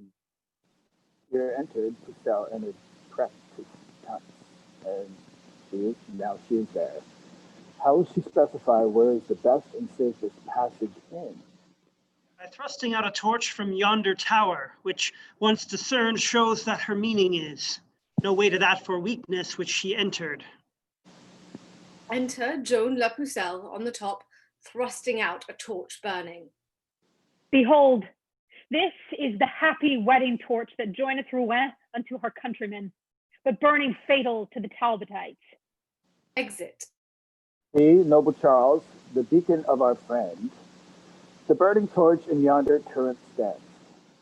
Now shine it like a comet of revenge, a prophet to the fall of all our foes. Defer no time, delays have dangerous ends. Enter and cry the Dauphin presently, and then do execution on the watch. Alarum. Exeunt. An alarum. Enter Talbot in an excursion. France, thou shalt rue this treason with thy tears. If Talbot but survive thy treachery, Pucelle, that witch, that damned sorceress hath wrought this hellish mischief unawares, that hardly we escape the pride of France. Exit. An alarum. Excursions. Bedford brought in sick in a chair. Enter Talbot and Burgundy without. Within, Joan La Pucelle, Charles the Bastard of Orleans, Alençon, and Regnier on the walls. Good morrow, gallants. Want ye corn for bread? I think the Duke of Burgundy will fast before he'll buy again at such a rate. 'Twas full of darnel. Do you like the taste? Scoff on, vile fiend and shameless courtesan. I trust ere long to choke thee with thine own, and make thee curse the harvest of that corn. Your grace may starve, perhaps, before that time. Oh, let no words, but deeds revenge this treason. What will you do, good graybeard? Break a lance and run a tilt at death within a chair? Foul fiend of France and hag of all despite, encompass with thy lustful paramours. Becomes it thee to taunt his valiant age and twit with cowardice a man half dead? Damsel, I'll have a bout with you again, or else let Talbot perish with his shame. Are ye so hot, sir? Yet to so hold thy peace. If Talbot do but thunder, rain will follow. The English whisper together in council. Godspeed the Parliament. Who shall be the speaker? Dare ye come forth and meet us in the field? Belike your lordship takes us then for fools, to try if that our own be ours or no. I speak not to that railing Hecate, but unto thee, Alencon, and the rest. Will ye, like soldiers, come and fight it out? Signor, no. Signor, hang! Base mulators of France, like peasant footboys, do they keep the walls and dare not take up arms like gentlemen? Away, captains. Let's get us from the walls, for Talbot means no goodness by his looks. God be with you, my lord. We come but to tell you that we are here. Exeunt from the walls. And there will we be too, ere it be long, or else reproach but Talbot's greatest fame. Vow, Burgundy, by honor of thy house, pricked on by my public wrong sustained in France, either to get the town again or die. And I, as sure as English Henry lives, and as his father here was conqueror, as sure as in this late betrayed town great Coeur de Lion's heart was buried, so sure I swear to get the town or die. My vows are equal partners with thy vows. But here we go, regard this dying prince, the valiant Duke of Bedford. Come, my lord, we will bestow you in some better place, fitter for sickness and for crazy age. Lord Talbot, do not so dishonor me. Here will I sit before the walls of Rouen and will be partner of your weal or woe. Courageous Bedford, let us now persuade you. Not to be gone from hence. For once I read that stout Pendragon in his litter sick came to the field and vanquished his foes. Methinks I should revive the soldier's heart, because I ever found them as myself. Undaunted spirit in a dying breast. Then be it so, heavens keep old Bedford safe. And now no more ado, brave Burgundy. Go gather we our forces out of hand and set upon our boasting enemy. Exeunt all but Bedford and attendants. An alarum, excursions. Enter Falstaff and a captain. Whither away, Sir John Fastolf, in such haste? Whither away, to save myself by flight. We are like to have the overthrow again. What, will you fly and leave Lord Talbot? Aye, all the Talbots in the world to save my life. Exit. Cowardly knight, how fortune follow thee! Exit. Retreat, excursions. Joan, La Pucelle, Alençon, and Charles fly. Now, quiet soul, depart when heaven pleads, for I have seen our enemies overthrow. What is the trust or strength of foolish man? They that of late were daring with their scoffs are glad and fain by flight to save themselves. Bedford dies and is carried in by two in his chair. An alarum. Re-enter Talbot, Burgundy, and the rest. Lost and recovered in a day again. This is a double honor, Burgundy, yet heavens have glory for this victory. Warlike and martial Talbot, Burgundy enshrines thee in his heart, and there erects thy noble deeds as valor's monuments. Thanks, gentle Duke. But here is Pucelle now. Where is Pucelle now? I think her old familiar is asleep. Now, where's the bastard's braves and Charles his gleeks? What, all a mort? Rouen hangs her head for grief that such a valiant company are fled. Now will we take some order in the town, placing therein some expert officers, and then depart to Paris to the king, for there young Henry with his nobles lie. What wills Lord Talbot pleaseth Burgundy. But yet, before we go, let's not forget the noble Duke of Bedford, late deceased, but sees his exquisites fulfilled in Rouen. A braver soldier never couched lance. A greater heart did never sway in court, but kings and mightiest potentates must die, for that's the end of human misery. Exeunt. Act 3, Scene 3. The plains near Rouen. Enter Charles, the bastard of Orleans, Alençon, Joan La Pucelle, and forces. Dismay not, princes, at this accident, nor grieve that Rouen is so recovered. Care is no cure, but rather corrosive for things that are not to be remedied. Let frantic Talbot triumph for a while, and like a peacock, sweep along his tail. We'll pull his plumes and take away his train, if Dauphin and the rest will be but ruled. We have been guided by thee hitherto, and of thy cunning had no diffidence. One sudden foil shall never breed distrust. Search out thy wit for secret policies, and we will make thee famous through the world. We'll set thy statue in some holy place, and have thee reverenced like a blessed saint. Employ thee then, sweet virgin, for our good. Then thus it must be. This doth Joan devise. By fair persuasions mixed with sugared words, we will entice the Duke of Burgundy to leave the Talbot and to follow us. Ay, Mary Sweeting, if we could do that. France were no place for Henry's warriors, nor should that nation boast it so with us, but be extirpated from our provinces. Forever should they be expulsed from France and not have title in an heirdom here, or an earldom here. Your honor shall perceive how I will work to bring this matter to the wished end. Drums sound afar off. Hark! By the sound of drum you may perceive their powers are marching unto Parisward. Hear sound an English march. Enter and pass over at a distance Talbot and his forces. There goes the Talbot with his colours spread, and all the troops of English after him.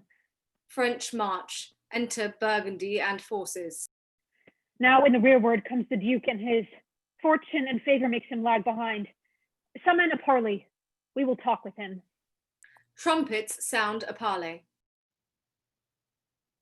A parley with the Duke of Burgundy. Who craves a parley with the Burgundy? The princely Charles of France, thy countryman. What sayest thou, Charles? For I am marching hence. Speak, Pucelle, and enchant him with thy words. Brave Burgundy, undoubted hope of France. Stay, let thy humble handmaid speak to thee. Speak on, but be not over tedious. Look on thy country, look on fertile France, and see the cities and the towns defaced by wasting ruin of the cruel foe. As looks the mother on her lowly babe when death doth close his tender dying eye. See the pining malady of France. Behold the wounds, the most unnatural wounds, which thou thyself hast given her woeful breast. Oh, turn the edged sword another way, strike those that hurt, and hurt not those that help. One drop of blood drawn from thy country's bosom shall grieve thee more than streams of foreign gore. Return thee therefore with a flood of tears, and wash away thy country's stained spots. Either she hath bewitched me with her words, or nature makes me suddenly relent. Besides, all French and France exclaims on thee, doubting thy birth and lawful progeny. Who joinst thou with but a lordly nation that will not trust thee but for profit's sake? When Talbot hath set footing once in France and fashioned thee that instrument of ill, who then but English Henry will be lord, and thou be thrust out like a fugitive? Call thee to mind and mark, but this for proof, was not the Duke of Orleans thy foe? And was he not in England prisoner?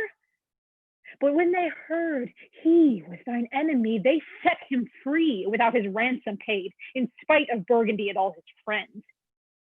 See, then, thou fightest against thy countrymen, and joints with them will be thy slaughtermen. Come, return, thou wandering lord. Charles and the rest will take thee in thy arms. I am vanquished.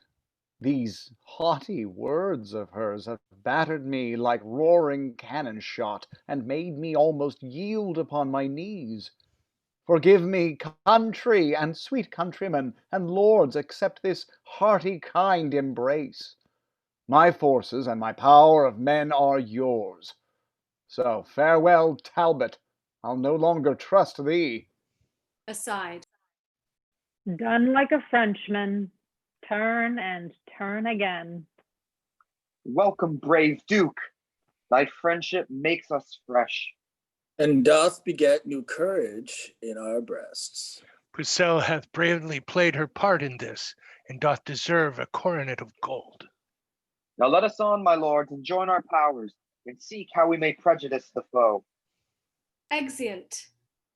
Act 3, Scene 4. Paris, the palace.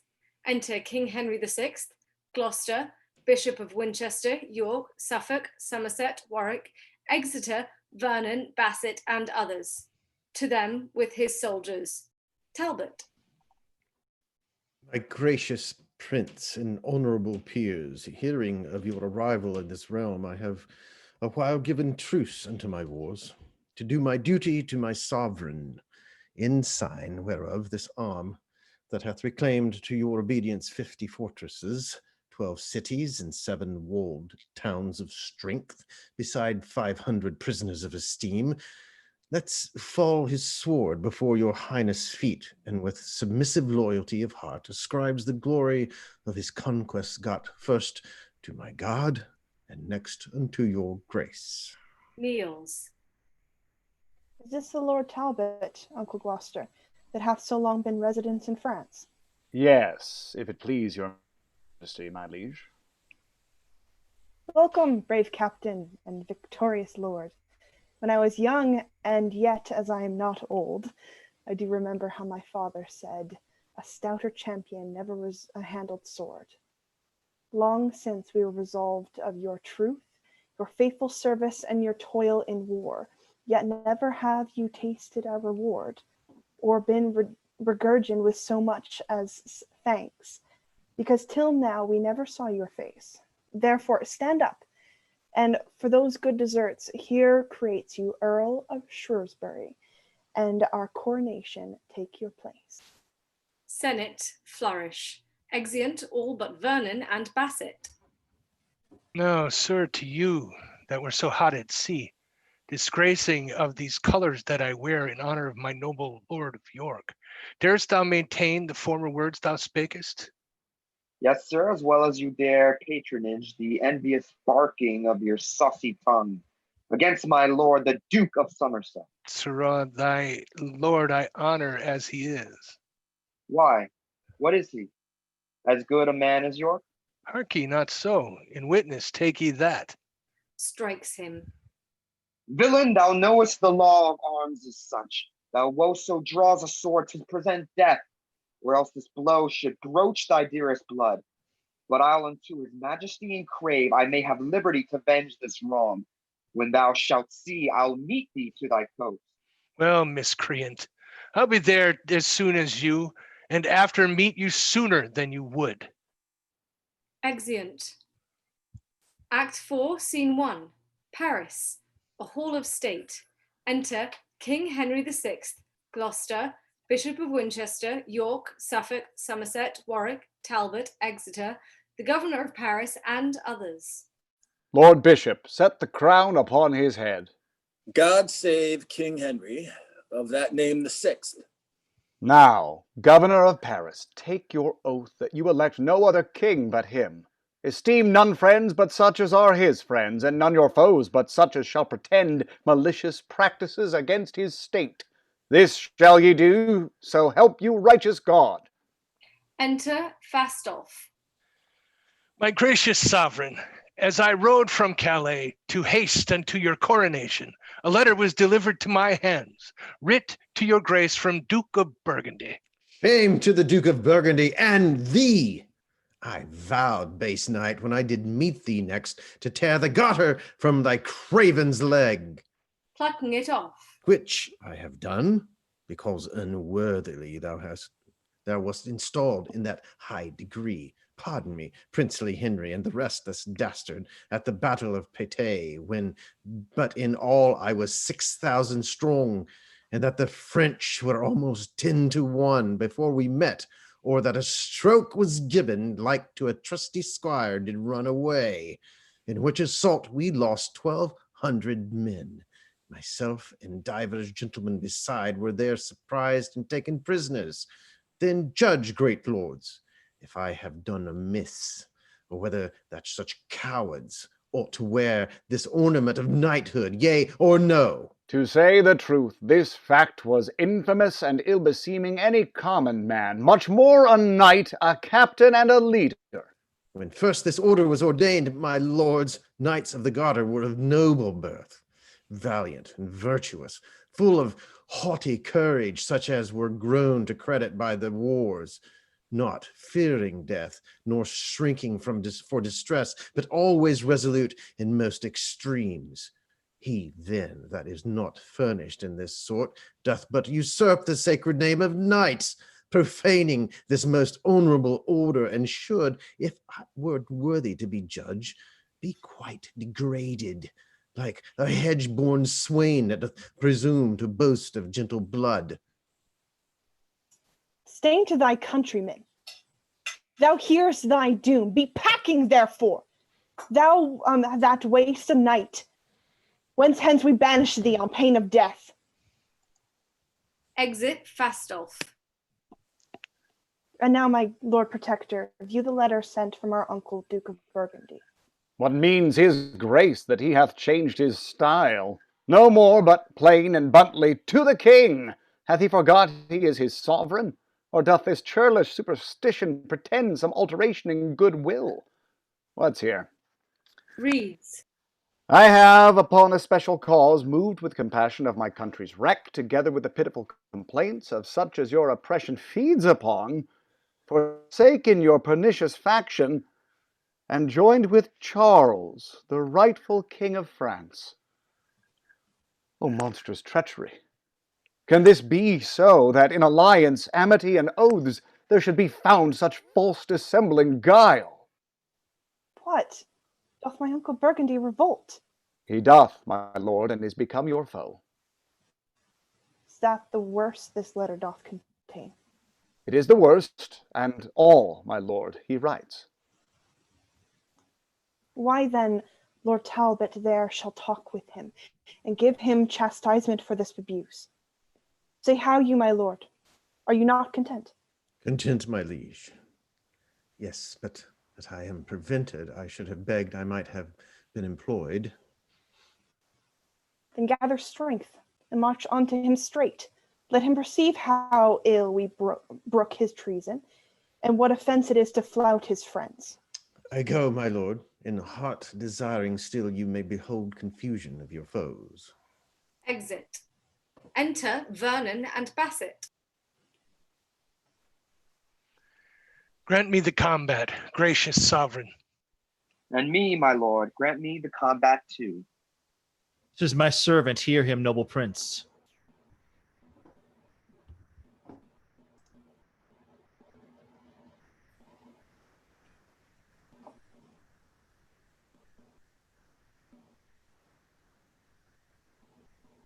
Be patient, lords, and give them leave to speak. Say, gentlemen, what makes you thus exclaim, and wherefore crave you combat? Or with whom? With him, my lord, for he hath done me wrong. And I with him, for he hath done me wrong. What is the wrong whereof you both complain? First let me know, and then I'll answer you. Crossing the sea from England into France, this fellow here, with envious carping tongue, upbraided me about the rose I wear, saying the sanguine color of the leaves did represent my master's blushing cheeks, when stubbornly he did repugn the truth about a certain question in the law argued betwixt the Duke of York and him, with other vile and ignominious terms, in confutation of which rude reproach, and in defense of my lord's worthiness, I crave the benefit of law of arms. And that is my petition, noble lord. For though he seem with forged quaint conceit to set a gloss upon his bold intent, yet know, my lord, I was provoked by him. And he first took exceptions with this badge, pronouncing that the paleness of the flower betrayed the faintness of his master's heart. Will not this malice, Somerset, be left? Your private grudge, my lord of York, will out, though ne'er so cunningly you smother it. Good lord, what madness rules in brain-sick men, when for so slight and frivolous a cause such fractious emulation should arise. Good cousins both of York and Somerset, quiet yourself, I pray, and be at peace. Let this dissension first be tried by fight, and then your highness shall command a peace. The quarrel toucheth none but us alone. Betwixt ourselves, let us decide it then. There is my pledge. Accept it, Somerset. Nay, let it rest where it began at first. Confirm it so, mine honorable lord. Confirm it so. Confounded be your strife, and perish ye with your audacious prate. Presumptuous vassals, are you not ashamed with this immodest, clamorous outrage to trouble and disturb the king and us? And you, my lords, methinks you do not well to bear with their perverse objections, much less to take occasion from their mouths to raise a mutiny betwixt yourselves. Let me persuade you take a better course. It grieves his highness, good my lords, be friends. Come hither, you that would be combatants. Henceforth I charge you, as you love our favor, quite to forget this quarrel and the cause. And you, my lords, remember where we are, in France, amongst a fickle, wavering nation. If they perceive dissension in our looks, and that within ourselves we disagree, how will their grunging stomachs be provoked to willful disobedience and rebel? Besides, what infamy will there arise when foreign princes shall be certified that for a toy, a thing of no regard, Kings Henry's peers and chief nobility destroyed themselves and lost the realm of France? Oh, think upon the conquest of my father, my tender years, and let us not forgo that for a trifle that was bought with blood, let me be umpire in this doubtful strife. I see no reason, if I wear this rose, Putting on a red rose, that anyone should therefore be suspicious. I am more inclined to Somerset than York. Both are my kinsmen, and I love them both. As well they may upbraid me with this crown, because, forsooth, the King of Scots is crowned. But your discretions better can persuade than I am able to instruct or teach. And therefore, as we thither come in peace, let us still continue peace and love. Cousin of York, we institute your grace, be our regent in these parts of France. And good my lord Somerset, unite your troops of horsemen with his bands of foot, and like true subjects, sons of your progenitors, go cheerfully together and digest your angry choler of your enemies.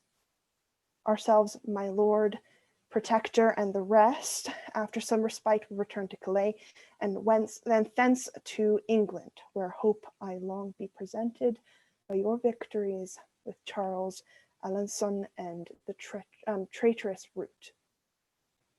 flourish, and exeunt all but York, Warwick, Exeter, and Vernon. My lord of York, I promise you, the king, prettily, methought, did play the orator.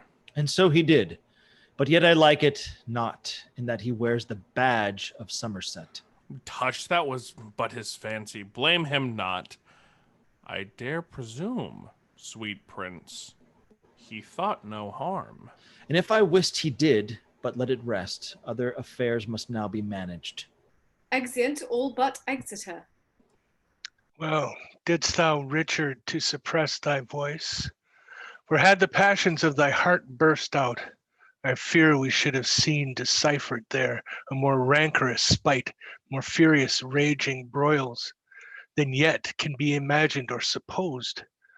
But whosoever so simple man that sees this jarring discord of nobility, this shouldering of each other in the court, this factious bandying of their favorites, but that it doth presage some ill event. 'Tis much when scepters are like children's hands, but more than envy breeds unkind division. There comes the rain, there begins confusion. Exit. Act 4, Scene 2, before Bordeaux. Enter Talbot with trump and drum. Go to the gates of Bordeaux, trumpeter. Summon the general unto the war.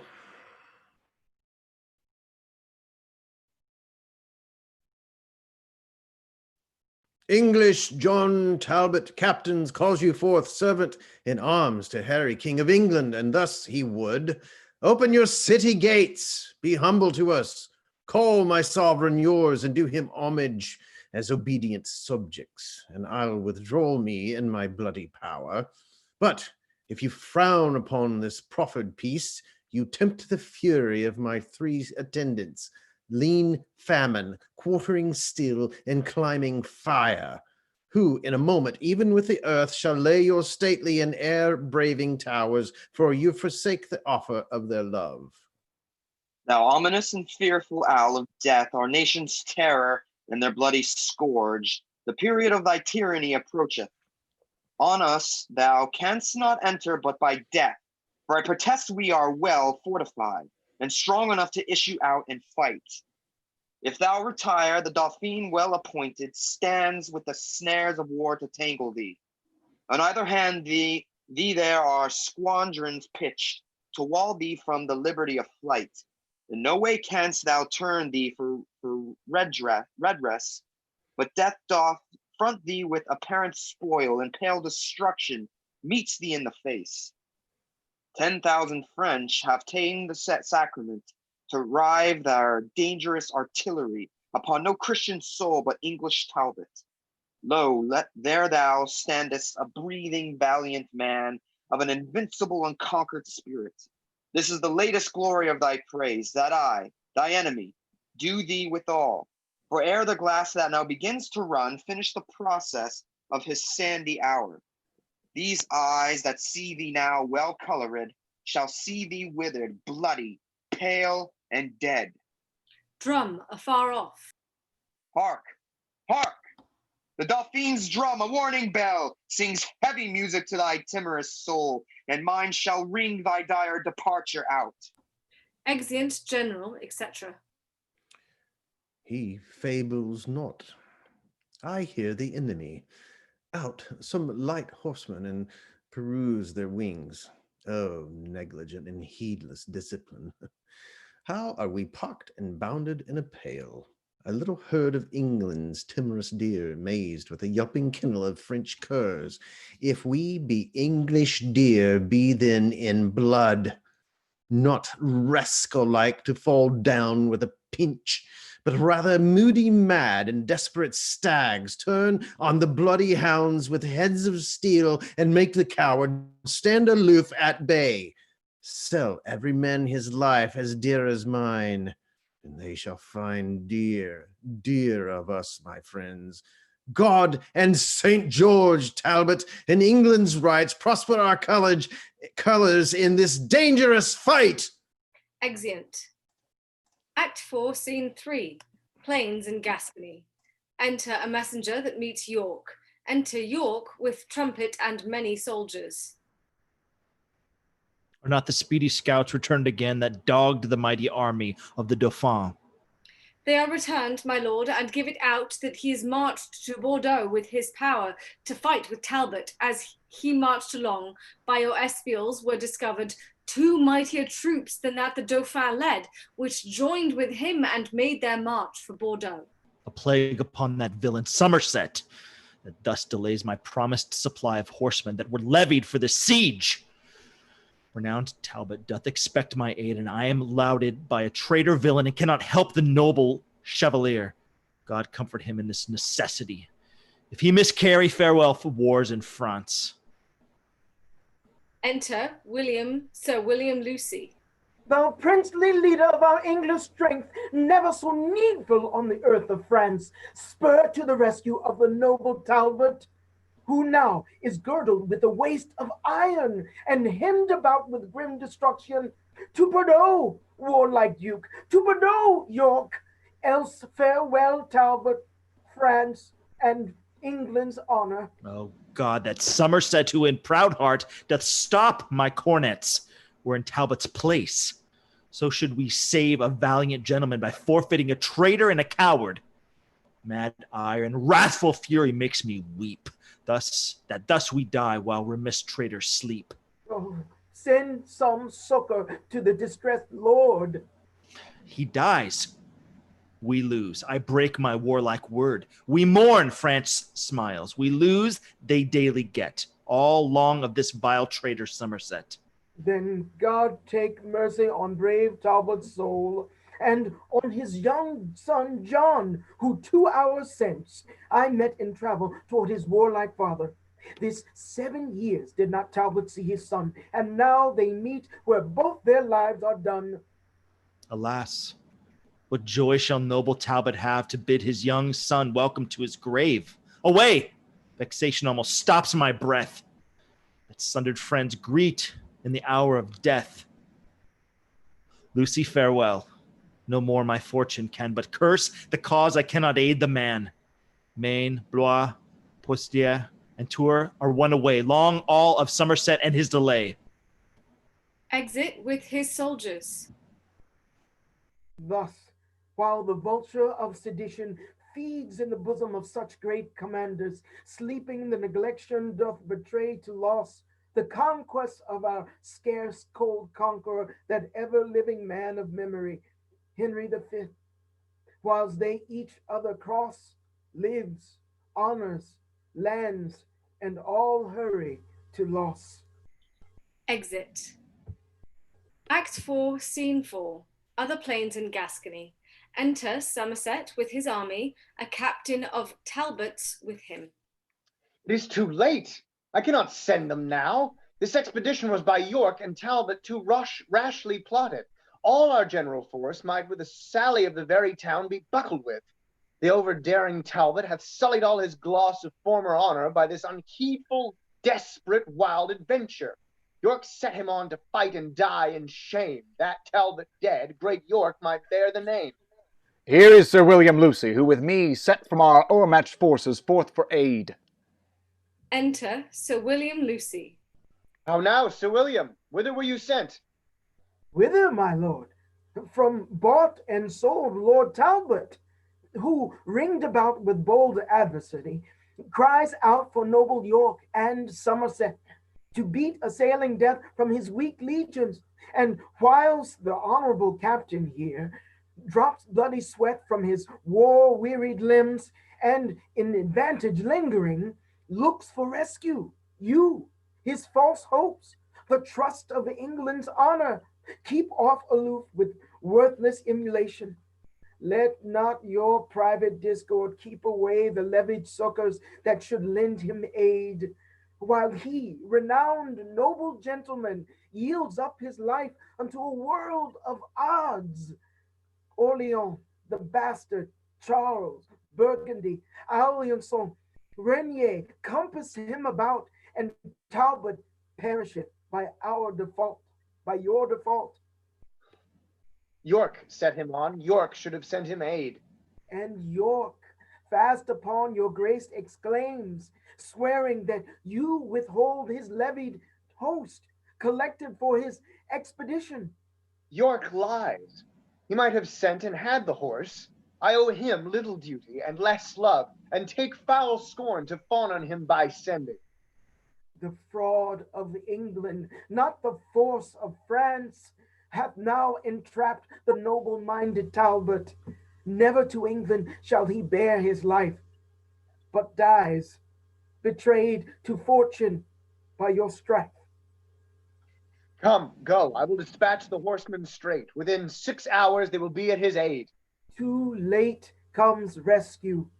He is ta'en or slain, for fly he could not if he would have fled, and fly would Talbot never, though he might. If he be dead, brave Talbot, then adieu. His fame lives in the world, his shame in you. Exeunt. Act 4, Scene 5. The English camp near Bordeaux. Enter Talbot and John, his son. Oh, young John Talbot, I did sin for thee, for tutor thee in the stratagems of war, that Talbot's name might be in thee revived, when sapless age and weak unable limbs should bring thy father to his drooping chair.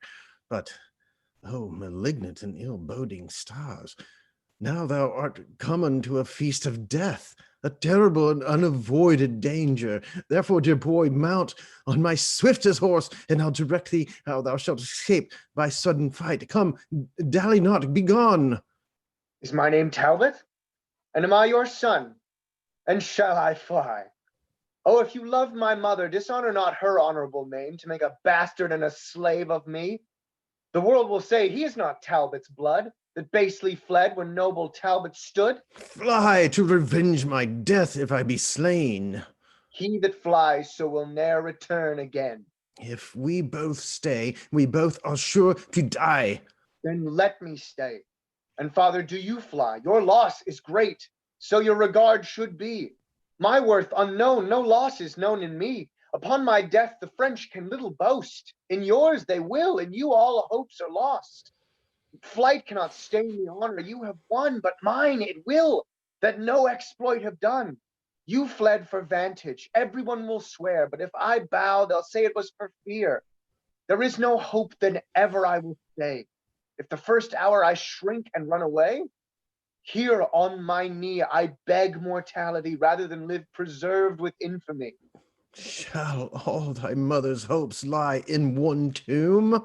Aye, rather than I'll shame my mother's womb. Upon my blessing, I command thee go. To fight I will, but not to fly the foe. Part of thy father may be saved in thee. No part of him but will be shame in me. Thou never hast hadst renown, nor canst not lose it.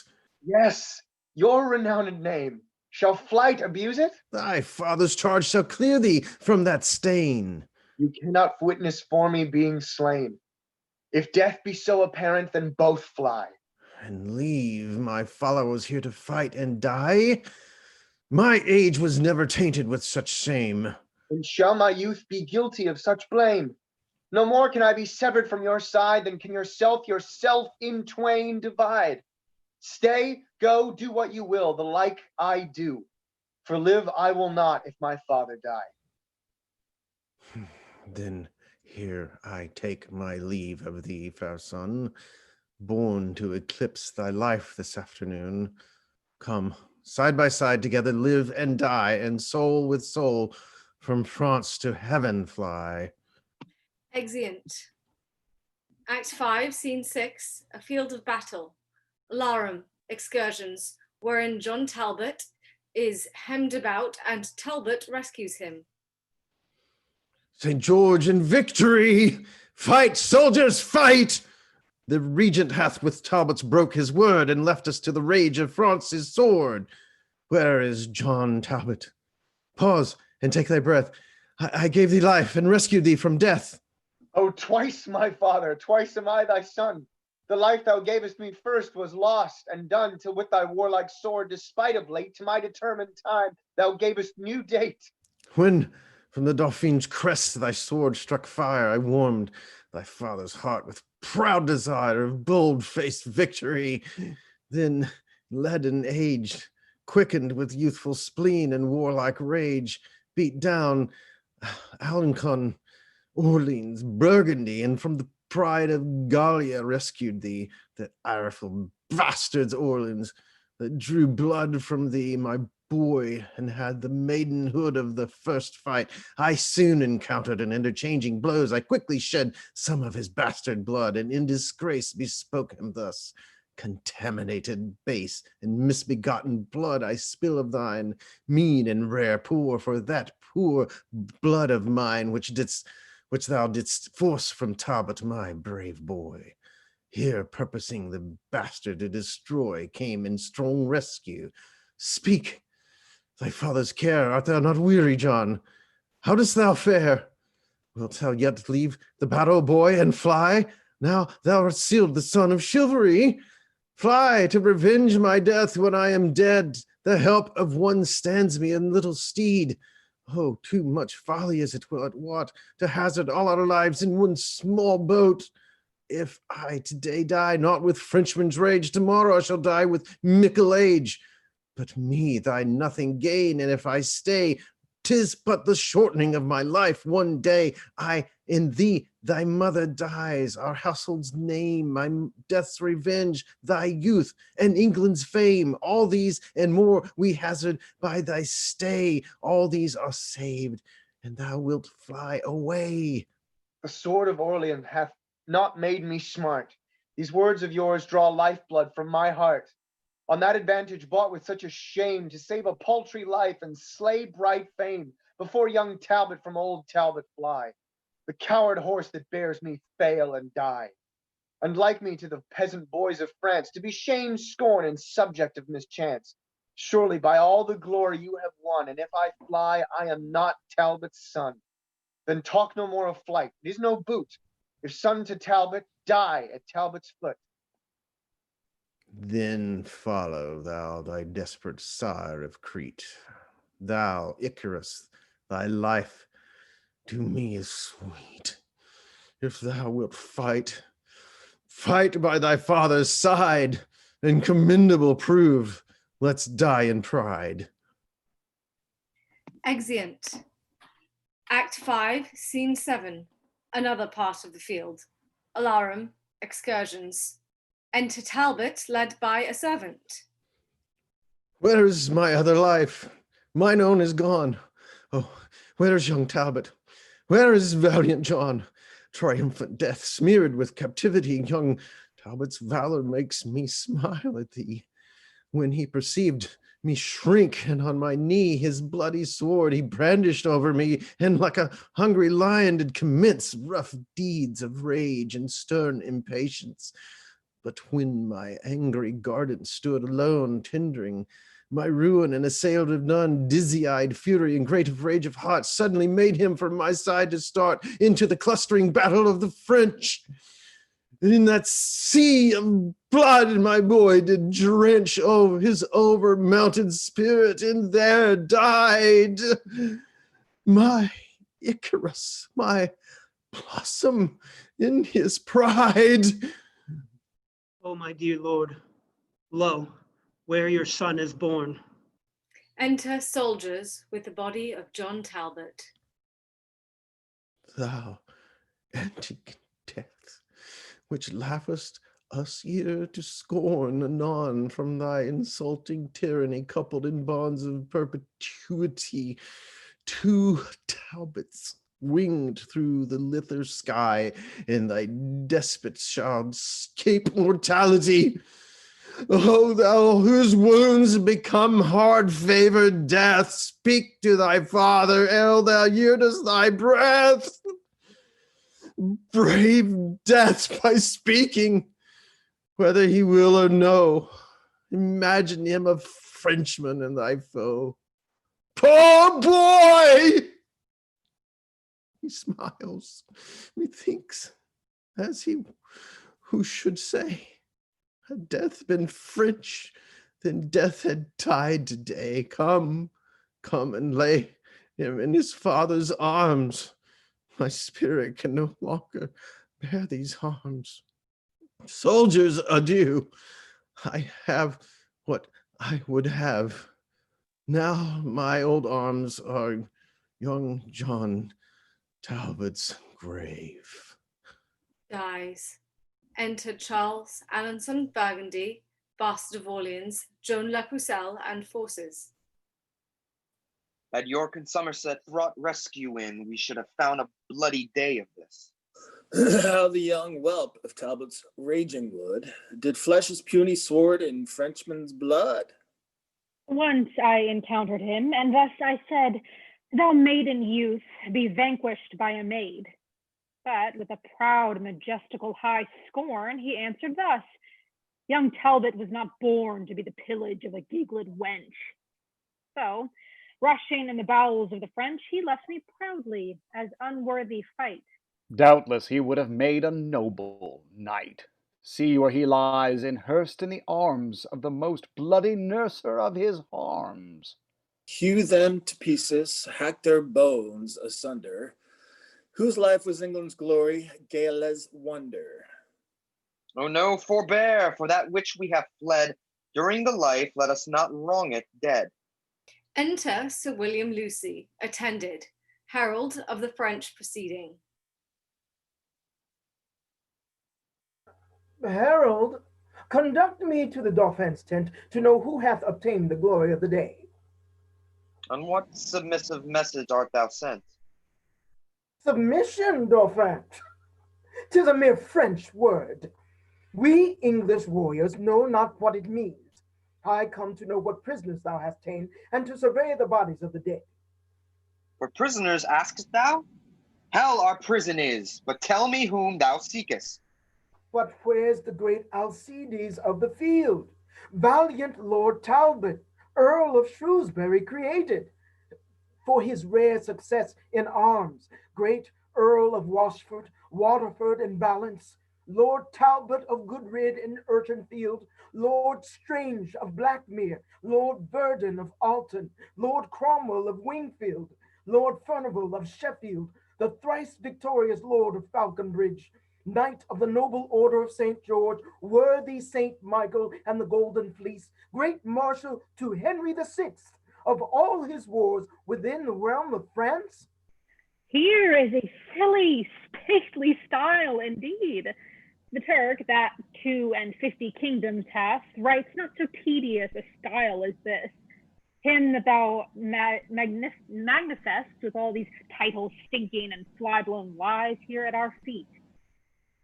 Is Talbot slain? The Frenchman's only scourge? Your kingdom's terror and black nemesis? Ah, were mine eyeballs made into bullets, turned that I in rage might shoot them at your faces. Oh, that I could but call these dead to life. It were enough to fright the realm of France. Were but his picture left amongst you here, it would amaze the proudest of you all. Give me their bodies, that I may bear them hence, and give them burial as beseems their worth. I think this upstart is old Talbot's ghost. He speaks with such a proud, commanding spirit.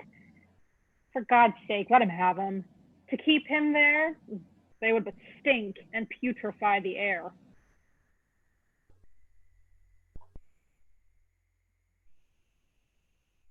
I'll bear them hence, but from their ashes shall be reared a phoenix that shall make all France afeard.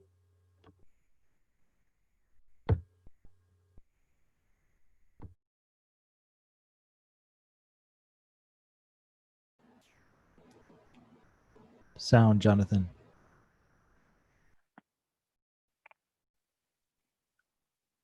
And now to Paris in this conquering vein, all will be ours, now bloody Talbot slain. Exeunt. Act 4, Scene 1, London, the Palace. Senate. Enter King Henry VI, Gloucester, and Exeter. Have you perused the letters from the Pope, the Emperor, and the Earl of Armagnac? I have, my lord, and their intent is this. They humbly sue unto your excellence to have a godly peace concluded between the realms of England and of France. And how doth your grace affect their motion? Well, my good lord, and as the only means to stop effusion of our Christian blood and establish quietness on every side. Ay, marry, uncle, for I always thought it was both impious and unnatural that such inanity and bloody strife should reign among professors of one faith. Beside, my lord, the sooner to effect and surer bind this knot of amity, the Earl of Armagnac, knit near to Charles, a man of great authority in France, proffers his only daughter to your grace in marriage, with a large and sumptuous dowry. Marriage, uncle. Alas, my years are young, and fairer is my study and my books than wanton dalliance with a paramour. Yet call the ambassador, and as you please, so let them have their answer every one. I shall be well content with any choice. Tends to God's glory and my country's weal. Enter Cardinal of Winchester in cardinal's habit, a legate, and 2 ambassadors.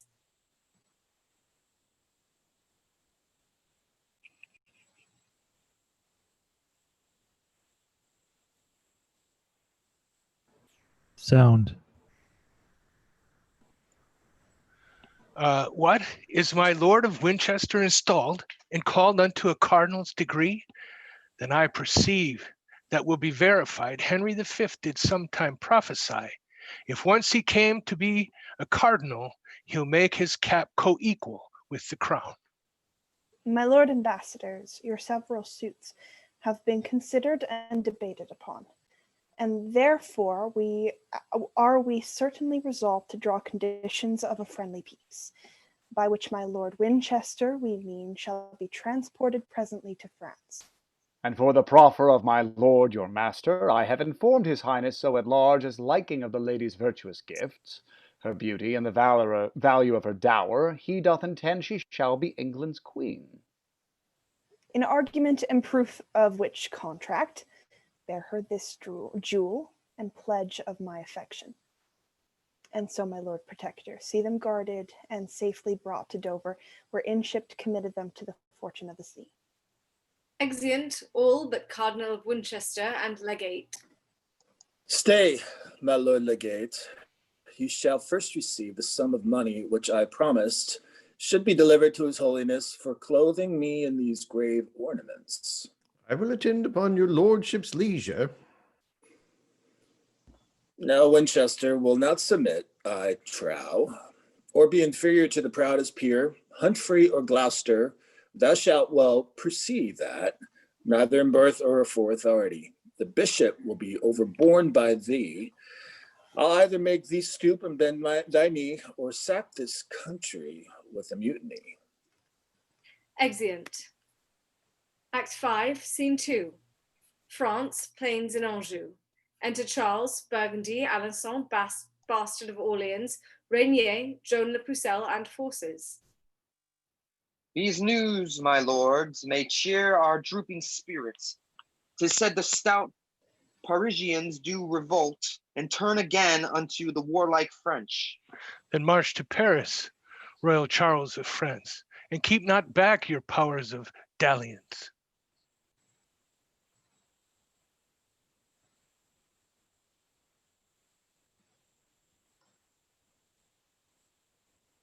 Peace be amongst them if they turn to us, else ruin combat with their palaces. Enter Scout. Success unto your valiant general, and happiness to his accomplices. What tidings send our scouts? I prithee speak. The English army that divided was into two parties, and now conjoined in one, and means to give you battle presently. Somewhat too sudden, sir, as the warning is, but we will presently provide for them. I trust the ghost of Talbot is not there. Now he is gone, my lord, you need not fear. Of all base passions, fear is most accursed. Command the conquest, Charles, it shall be thine. Let Henry fret, and all the world reprime. Then on, my lords, and France be fortunate. Exeunt. Act 5, Scene 3. Before Angers. Alarum. Excursions. Enter Joan le Pucelle. The regent conquers and the Frenchmen fly. Now help, ye charming spells and parapets, and ye choice spirits that admonish me, and give me signs of future accidents. Thunder. You speedy helpers that are substitutes under the lordly monarch of the north, appear and aid me in this enterprise. Enter Fiends. The speedy and quick appearance argues proof of your accustomed diligence to me. Now, ye familiar spirits that are called out of the powerful regions under earth, help me this once, that France may get the field. They walk and speak not. No, hold me not with silence overlong. Where I was wont to feed you with my blood, I'll lop a member off and give it you in earnest of further benefit. So you do condescend to help me now. They hang their heads. No hope to have redress.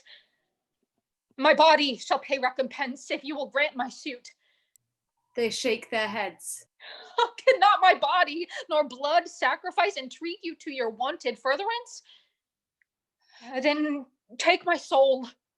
my body, soul, and all before that England give the French the foil. They depart. See, they forsake me.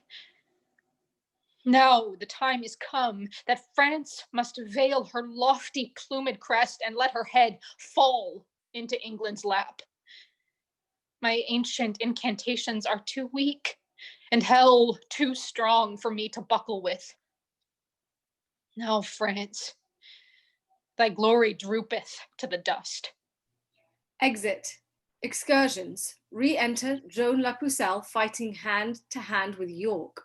Joan La Pucelle is taken. The French fly. Damsel of France, I think I have you fast. Unchain your spirits now with spelling charms, and try if they can gain your liberty. A goodly prize fit for the devil's grace. See how the ugly wench doth bend her brows, as if with cirque she would change my shape. Change it to a worser shape thou canst not be. Oh, Charles the Dauphin is a proper man. No shape but his can please your dainty eye.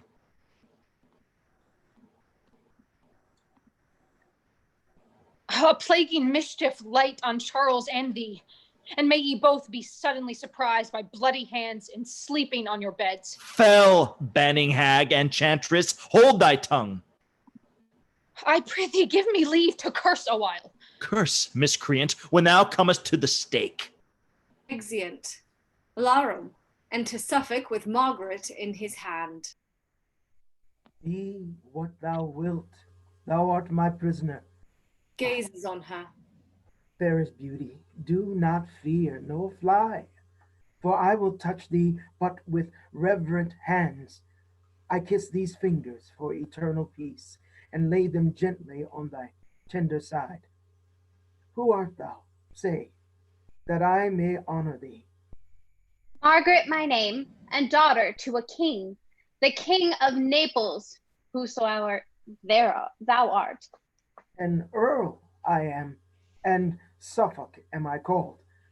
Be not offended, nature's miracle. Thou art allotted to be tamed by me. So doth the swan her downy cygnet save, keeping them prisoner underneath her wings. Yet, if this servile usage once offend, go, and be free again as Suffolk's friend. She is going. Stay. I have no power to let her pass. My hand would free her, but my heart says no, as plays the sun upon the glassy streams, twinkling another counterfeited beam. So seems this gorgeous beauty to mine eyes. Fain would I woo her, yet I dare not speak. I'll call for pen and ink and write my mind. Fie, De la Pole, disable not thyself. Hast thou not a tongue? Is she not here? Wilt thou be daunted at a woman's sight? Aye, beauty's princely majesty is such, confounds the tongue and makes the senses rough. Say, Earl of Suffolk, if thy name be so, what ransom must I pay before I pass? For I perceive I am thy prisoner. How canst thou tell she will deny thy suit before thou make a trial of her love? Why speakest thou not? What ransom must I pay? She's beautiful and therefore to be wooed. She is a woman, therefore to be won. Wilt thou accept of ransom? Yea or no? Fond man, remember that thou hast a wife. Then how can Margaret be thy paramour? I were best to leave him, for he will not hear. There all is marred. There lies a cooling card. He talks at random. Sure the man is mad. And yet a dispensation may be had. And yet I would that you would answer me. I'll win this, Lady Margaret. For whom? Why, for my king. Tush, that's a wooden thing. He talks of wood. It is some carpenter. Yet so my fancy may be satisfied, and peace established between these realms, but there remains a scruple in that too. For though her father be the King of Naples, Duke of Anjou and Maine, yet is he poor, and our nobility will scorn the match. Hear ye, Captain, are you not at leisure? It shall be so. Disdain they ne'er so much. Henry is youthful and will quickly yield. Madam, I have a secret to reveal. What though I be enthralled? He seems a knight, and will not any way dishonor me. Lady, vouchsafe to listen what I say. Perhaps I shall be rescued by the French, and then I need not crave his courtesy. Sweet madam, give me a hearing in a cause. Tush, women have been captivate ere now. Lady, wherefore talk you so? I cry you mercy, 'tis but quid pro quo. Say, gentle princess, would you not suppose your bondage happy to be made a queen? To be a queen in bondage is more vile than is a slave in base servility, for princes should be free. And so shall you, if happy England's royal king be free. Why, what concerns his freedom unto me? I'll undertake to make thee Henry's queen, to put a golden scepter in thy hand, and set a precious crown upon thy head, if thou wilt condescend to be my What? his love. I am unworthy to be Henry's wife. No, gentle madam, I unworthy am to woo so fair a dame to be his wife, and have no portion in the choice myself. How say you, madam? Are you so content? And if my father please, I am content. Then call all our captains and colors forth, and, madam, at your father's castle walls, we'll crave a parley to confer with him. A parley sounded. Enter Renier on the walls. See, Renier, see, thy daughter, a prisoner. To whom? To me. Suffolk, what remedy? I am a soldier and unapt to weep, or to exclaim on fortune's fickleness. Yes, there is remedy enough, my lord.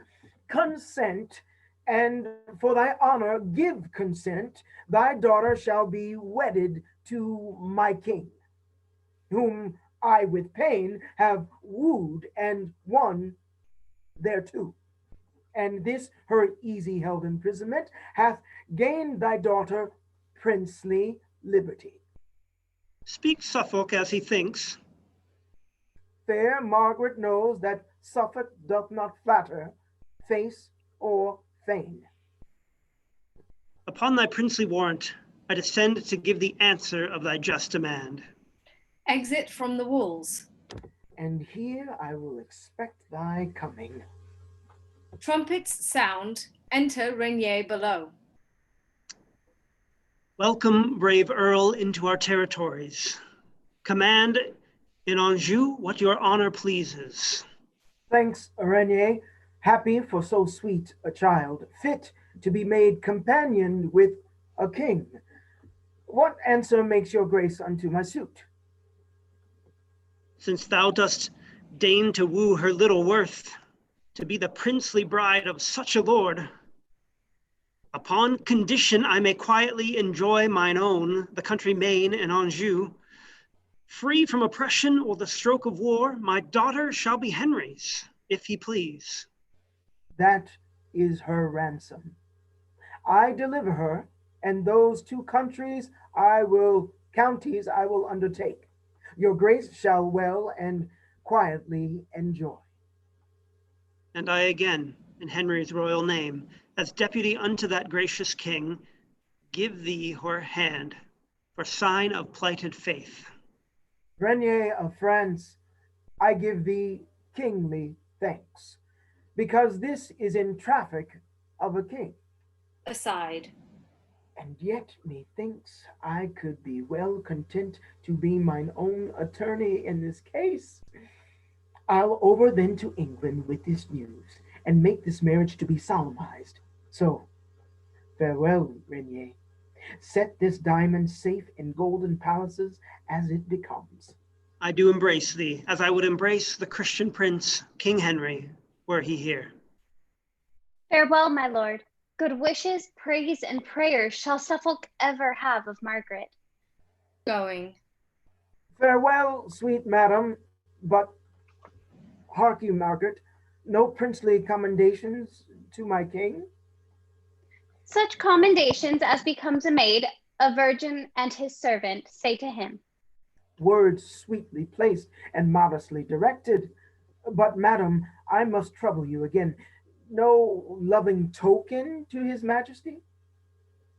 Yes, my good lord, a pure, unspotted heart, never yet taint with love, I send to the king. And this withal? Kisses her. That for thyself.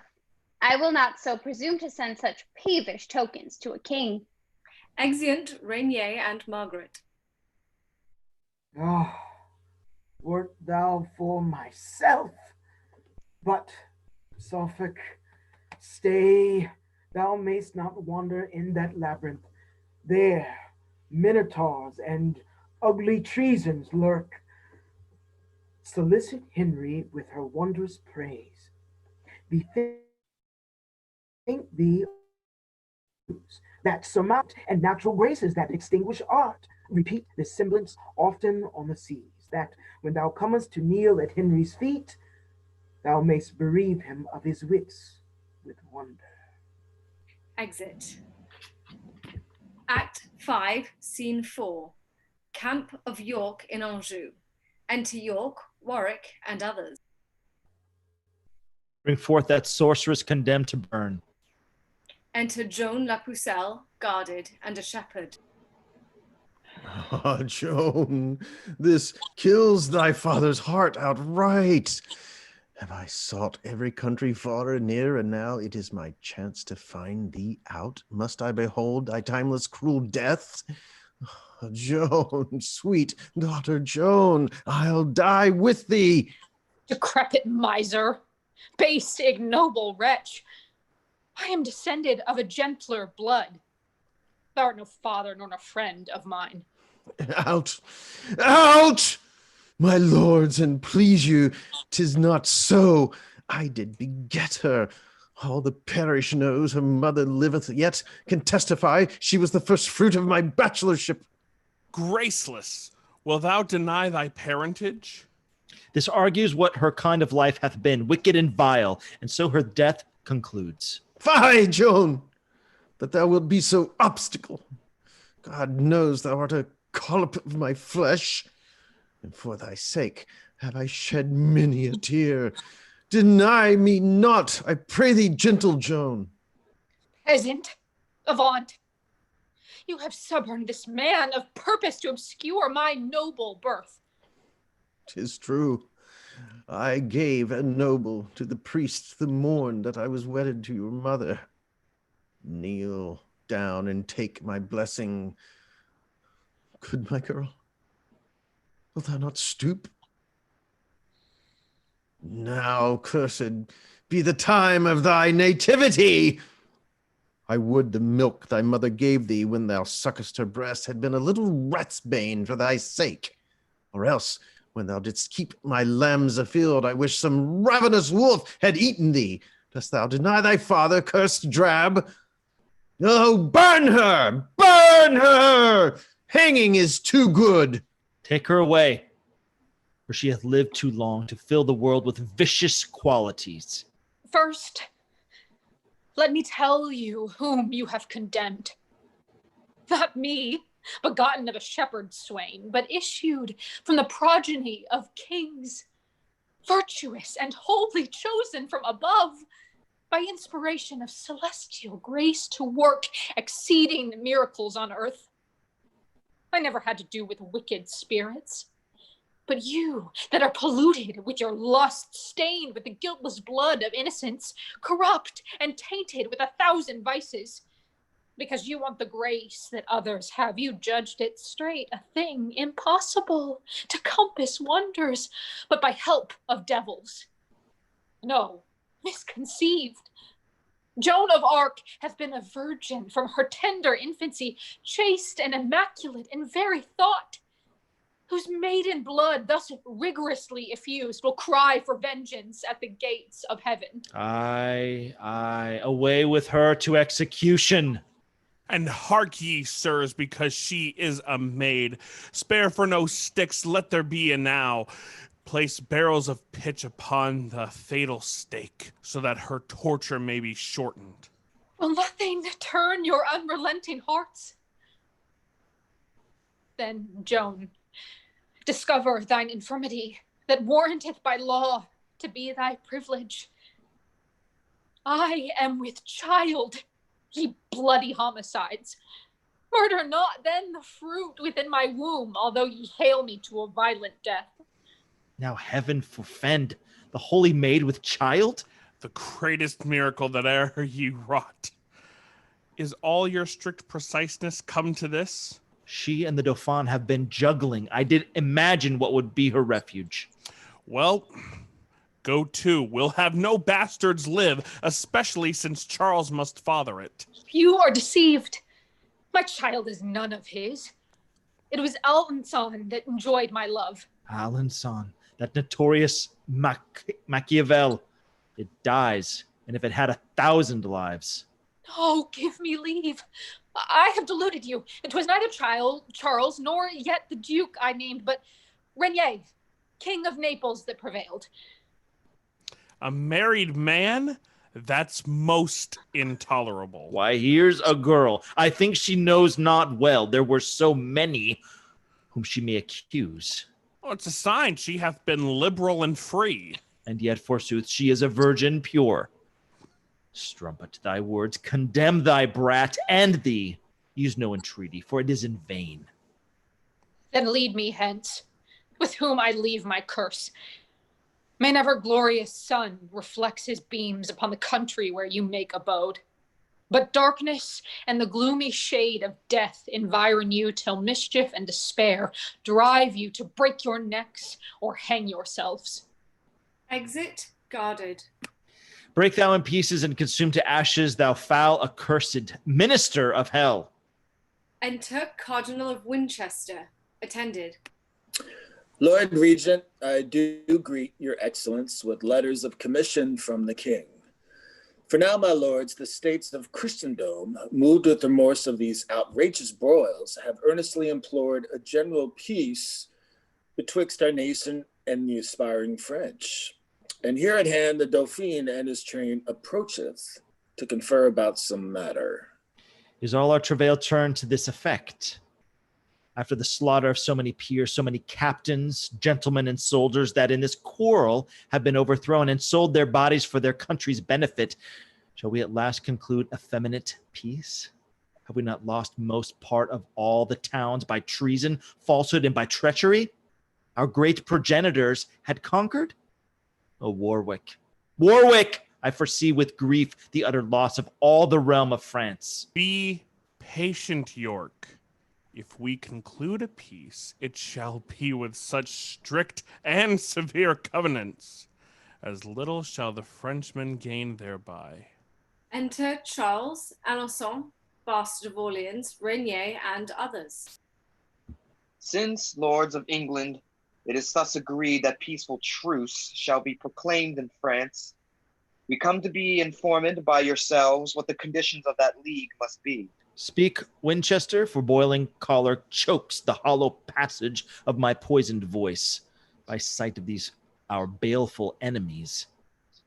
Charles and the rest, it is enacted thus, that in regard King Henry gives consent of mere compassion and of lenity, to ease your country and distressful war, and suffer you to breathe in fruitful peace, you shall become true liegemen to his crown.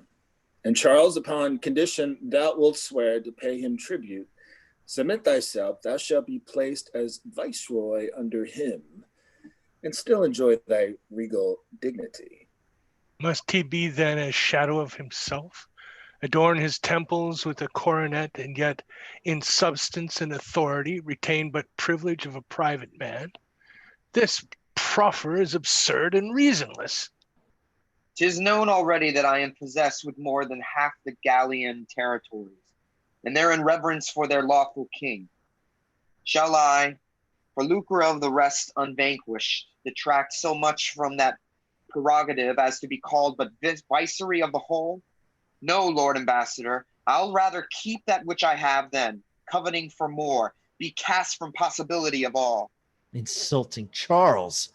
Hast thou by secret means used intercession to obtain a league? And now the matter grows to compromise. Standest thou aloof upon comparison?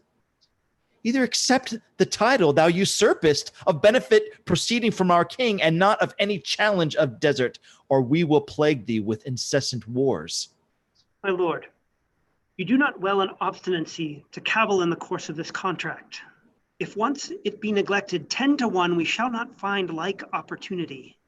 To say the truth, it is our policy to serve as subjects from such massacre and ruthless slaughters as are daily seen by our proceeding in hostility, and therefore take this compact of a truce, although you break it when your pleasure serves.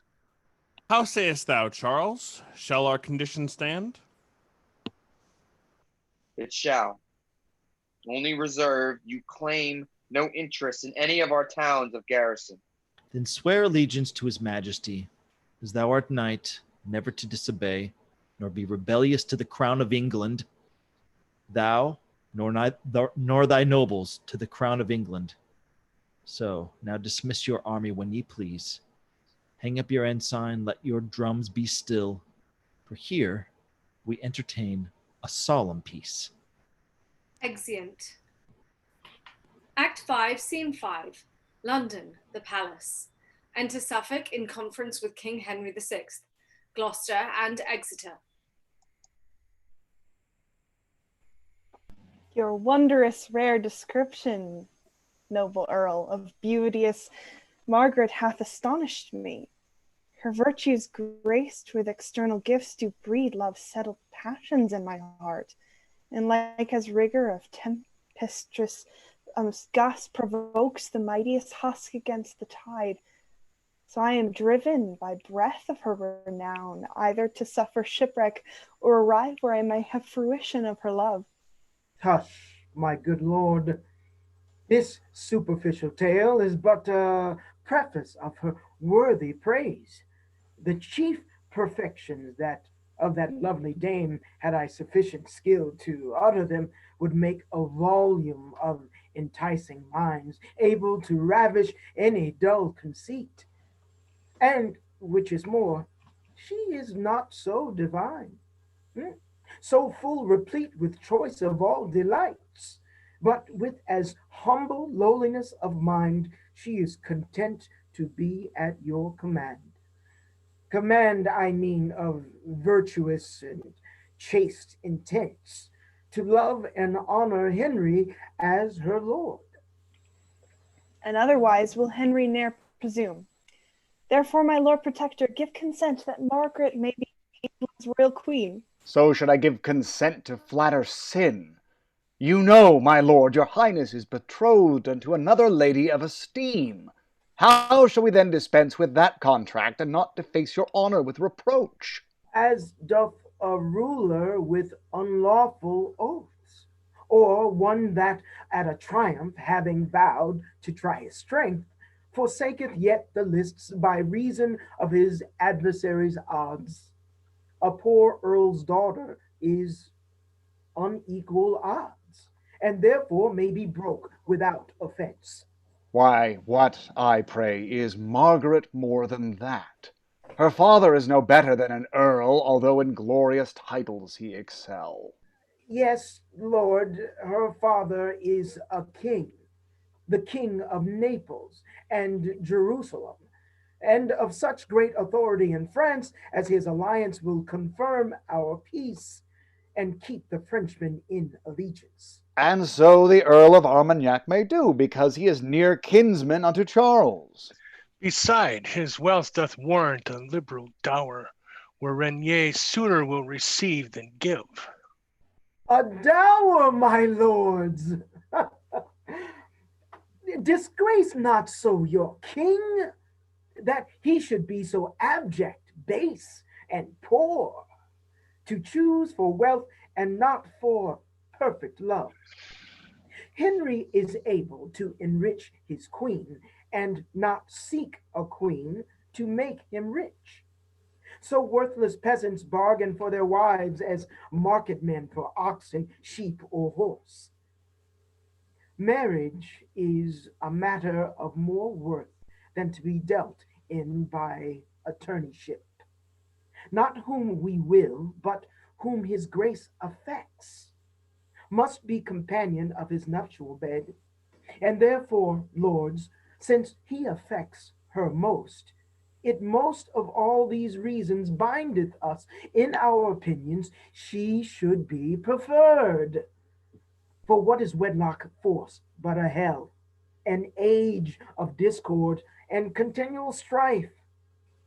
Whereas the contrary bringeth bliss, and is a pattern of celestial peace. Whom should we match with Henry, being a king, but Margaret, that is daughter to a king? Her peerless feature, joined with her birth, approves her fit for none but a king.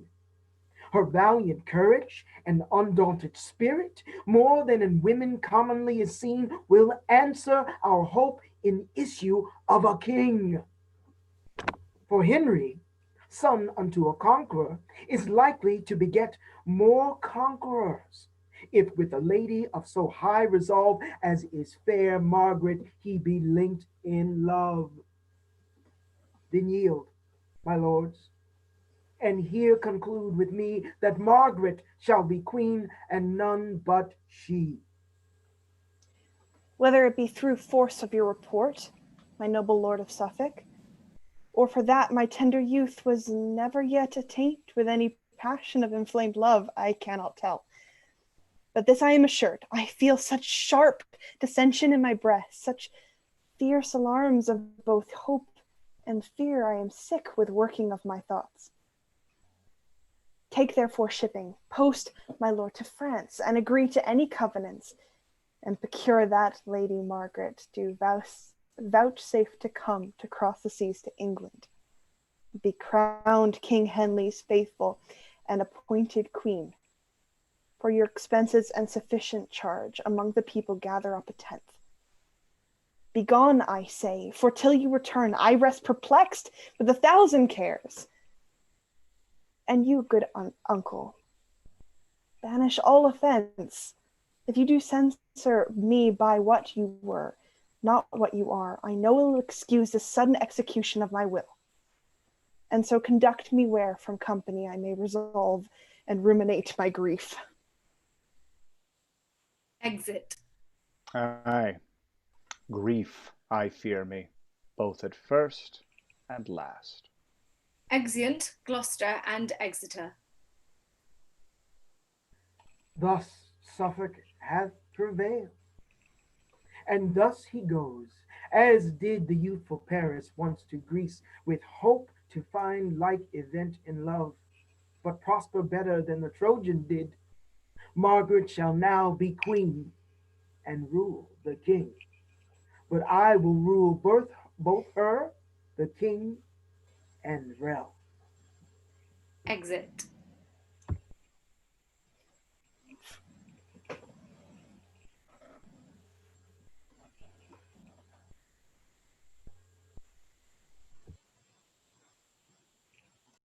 The end.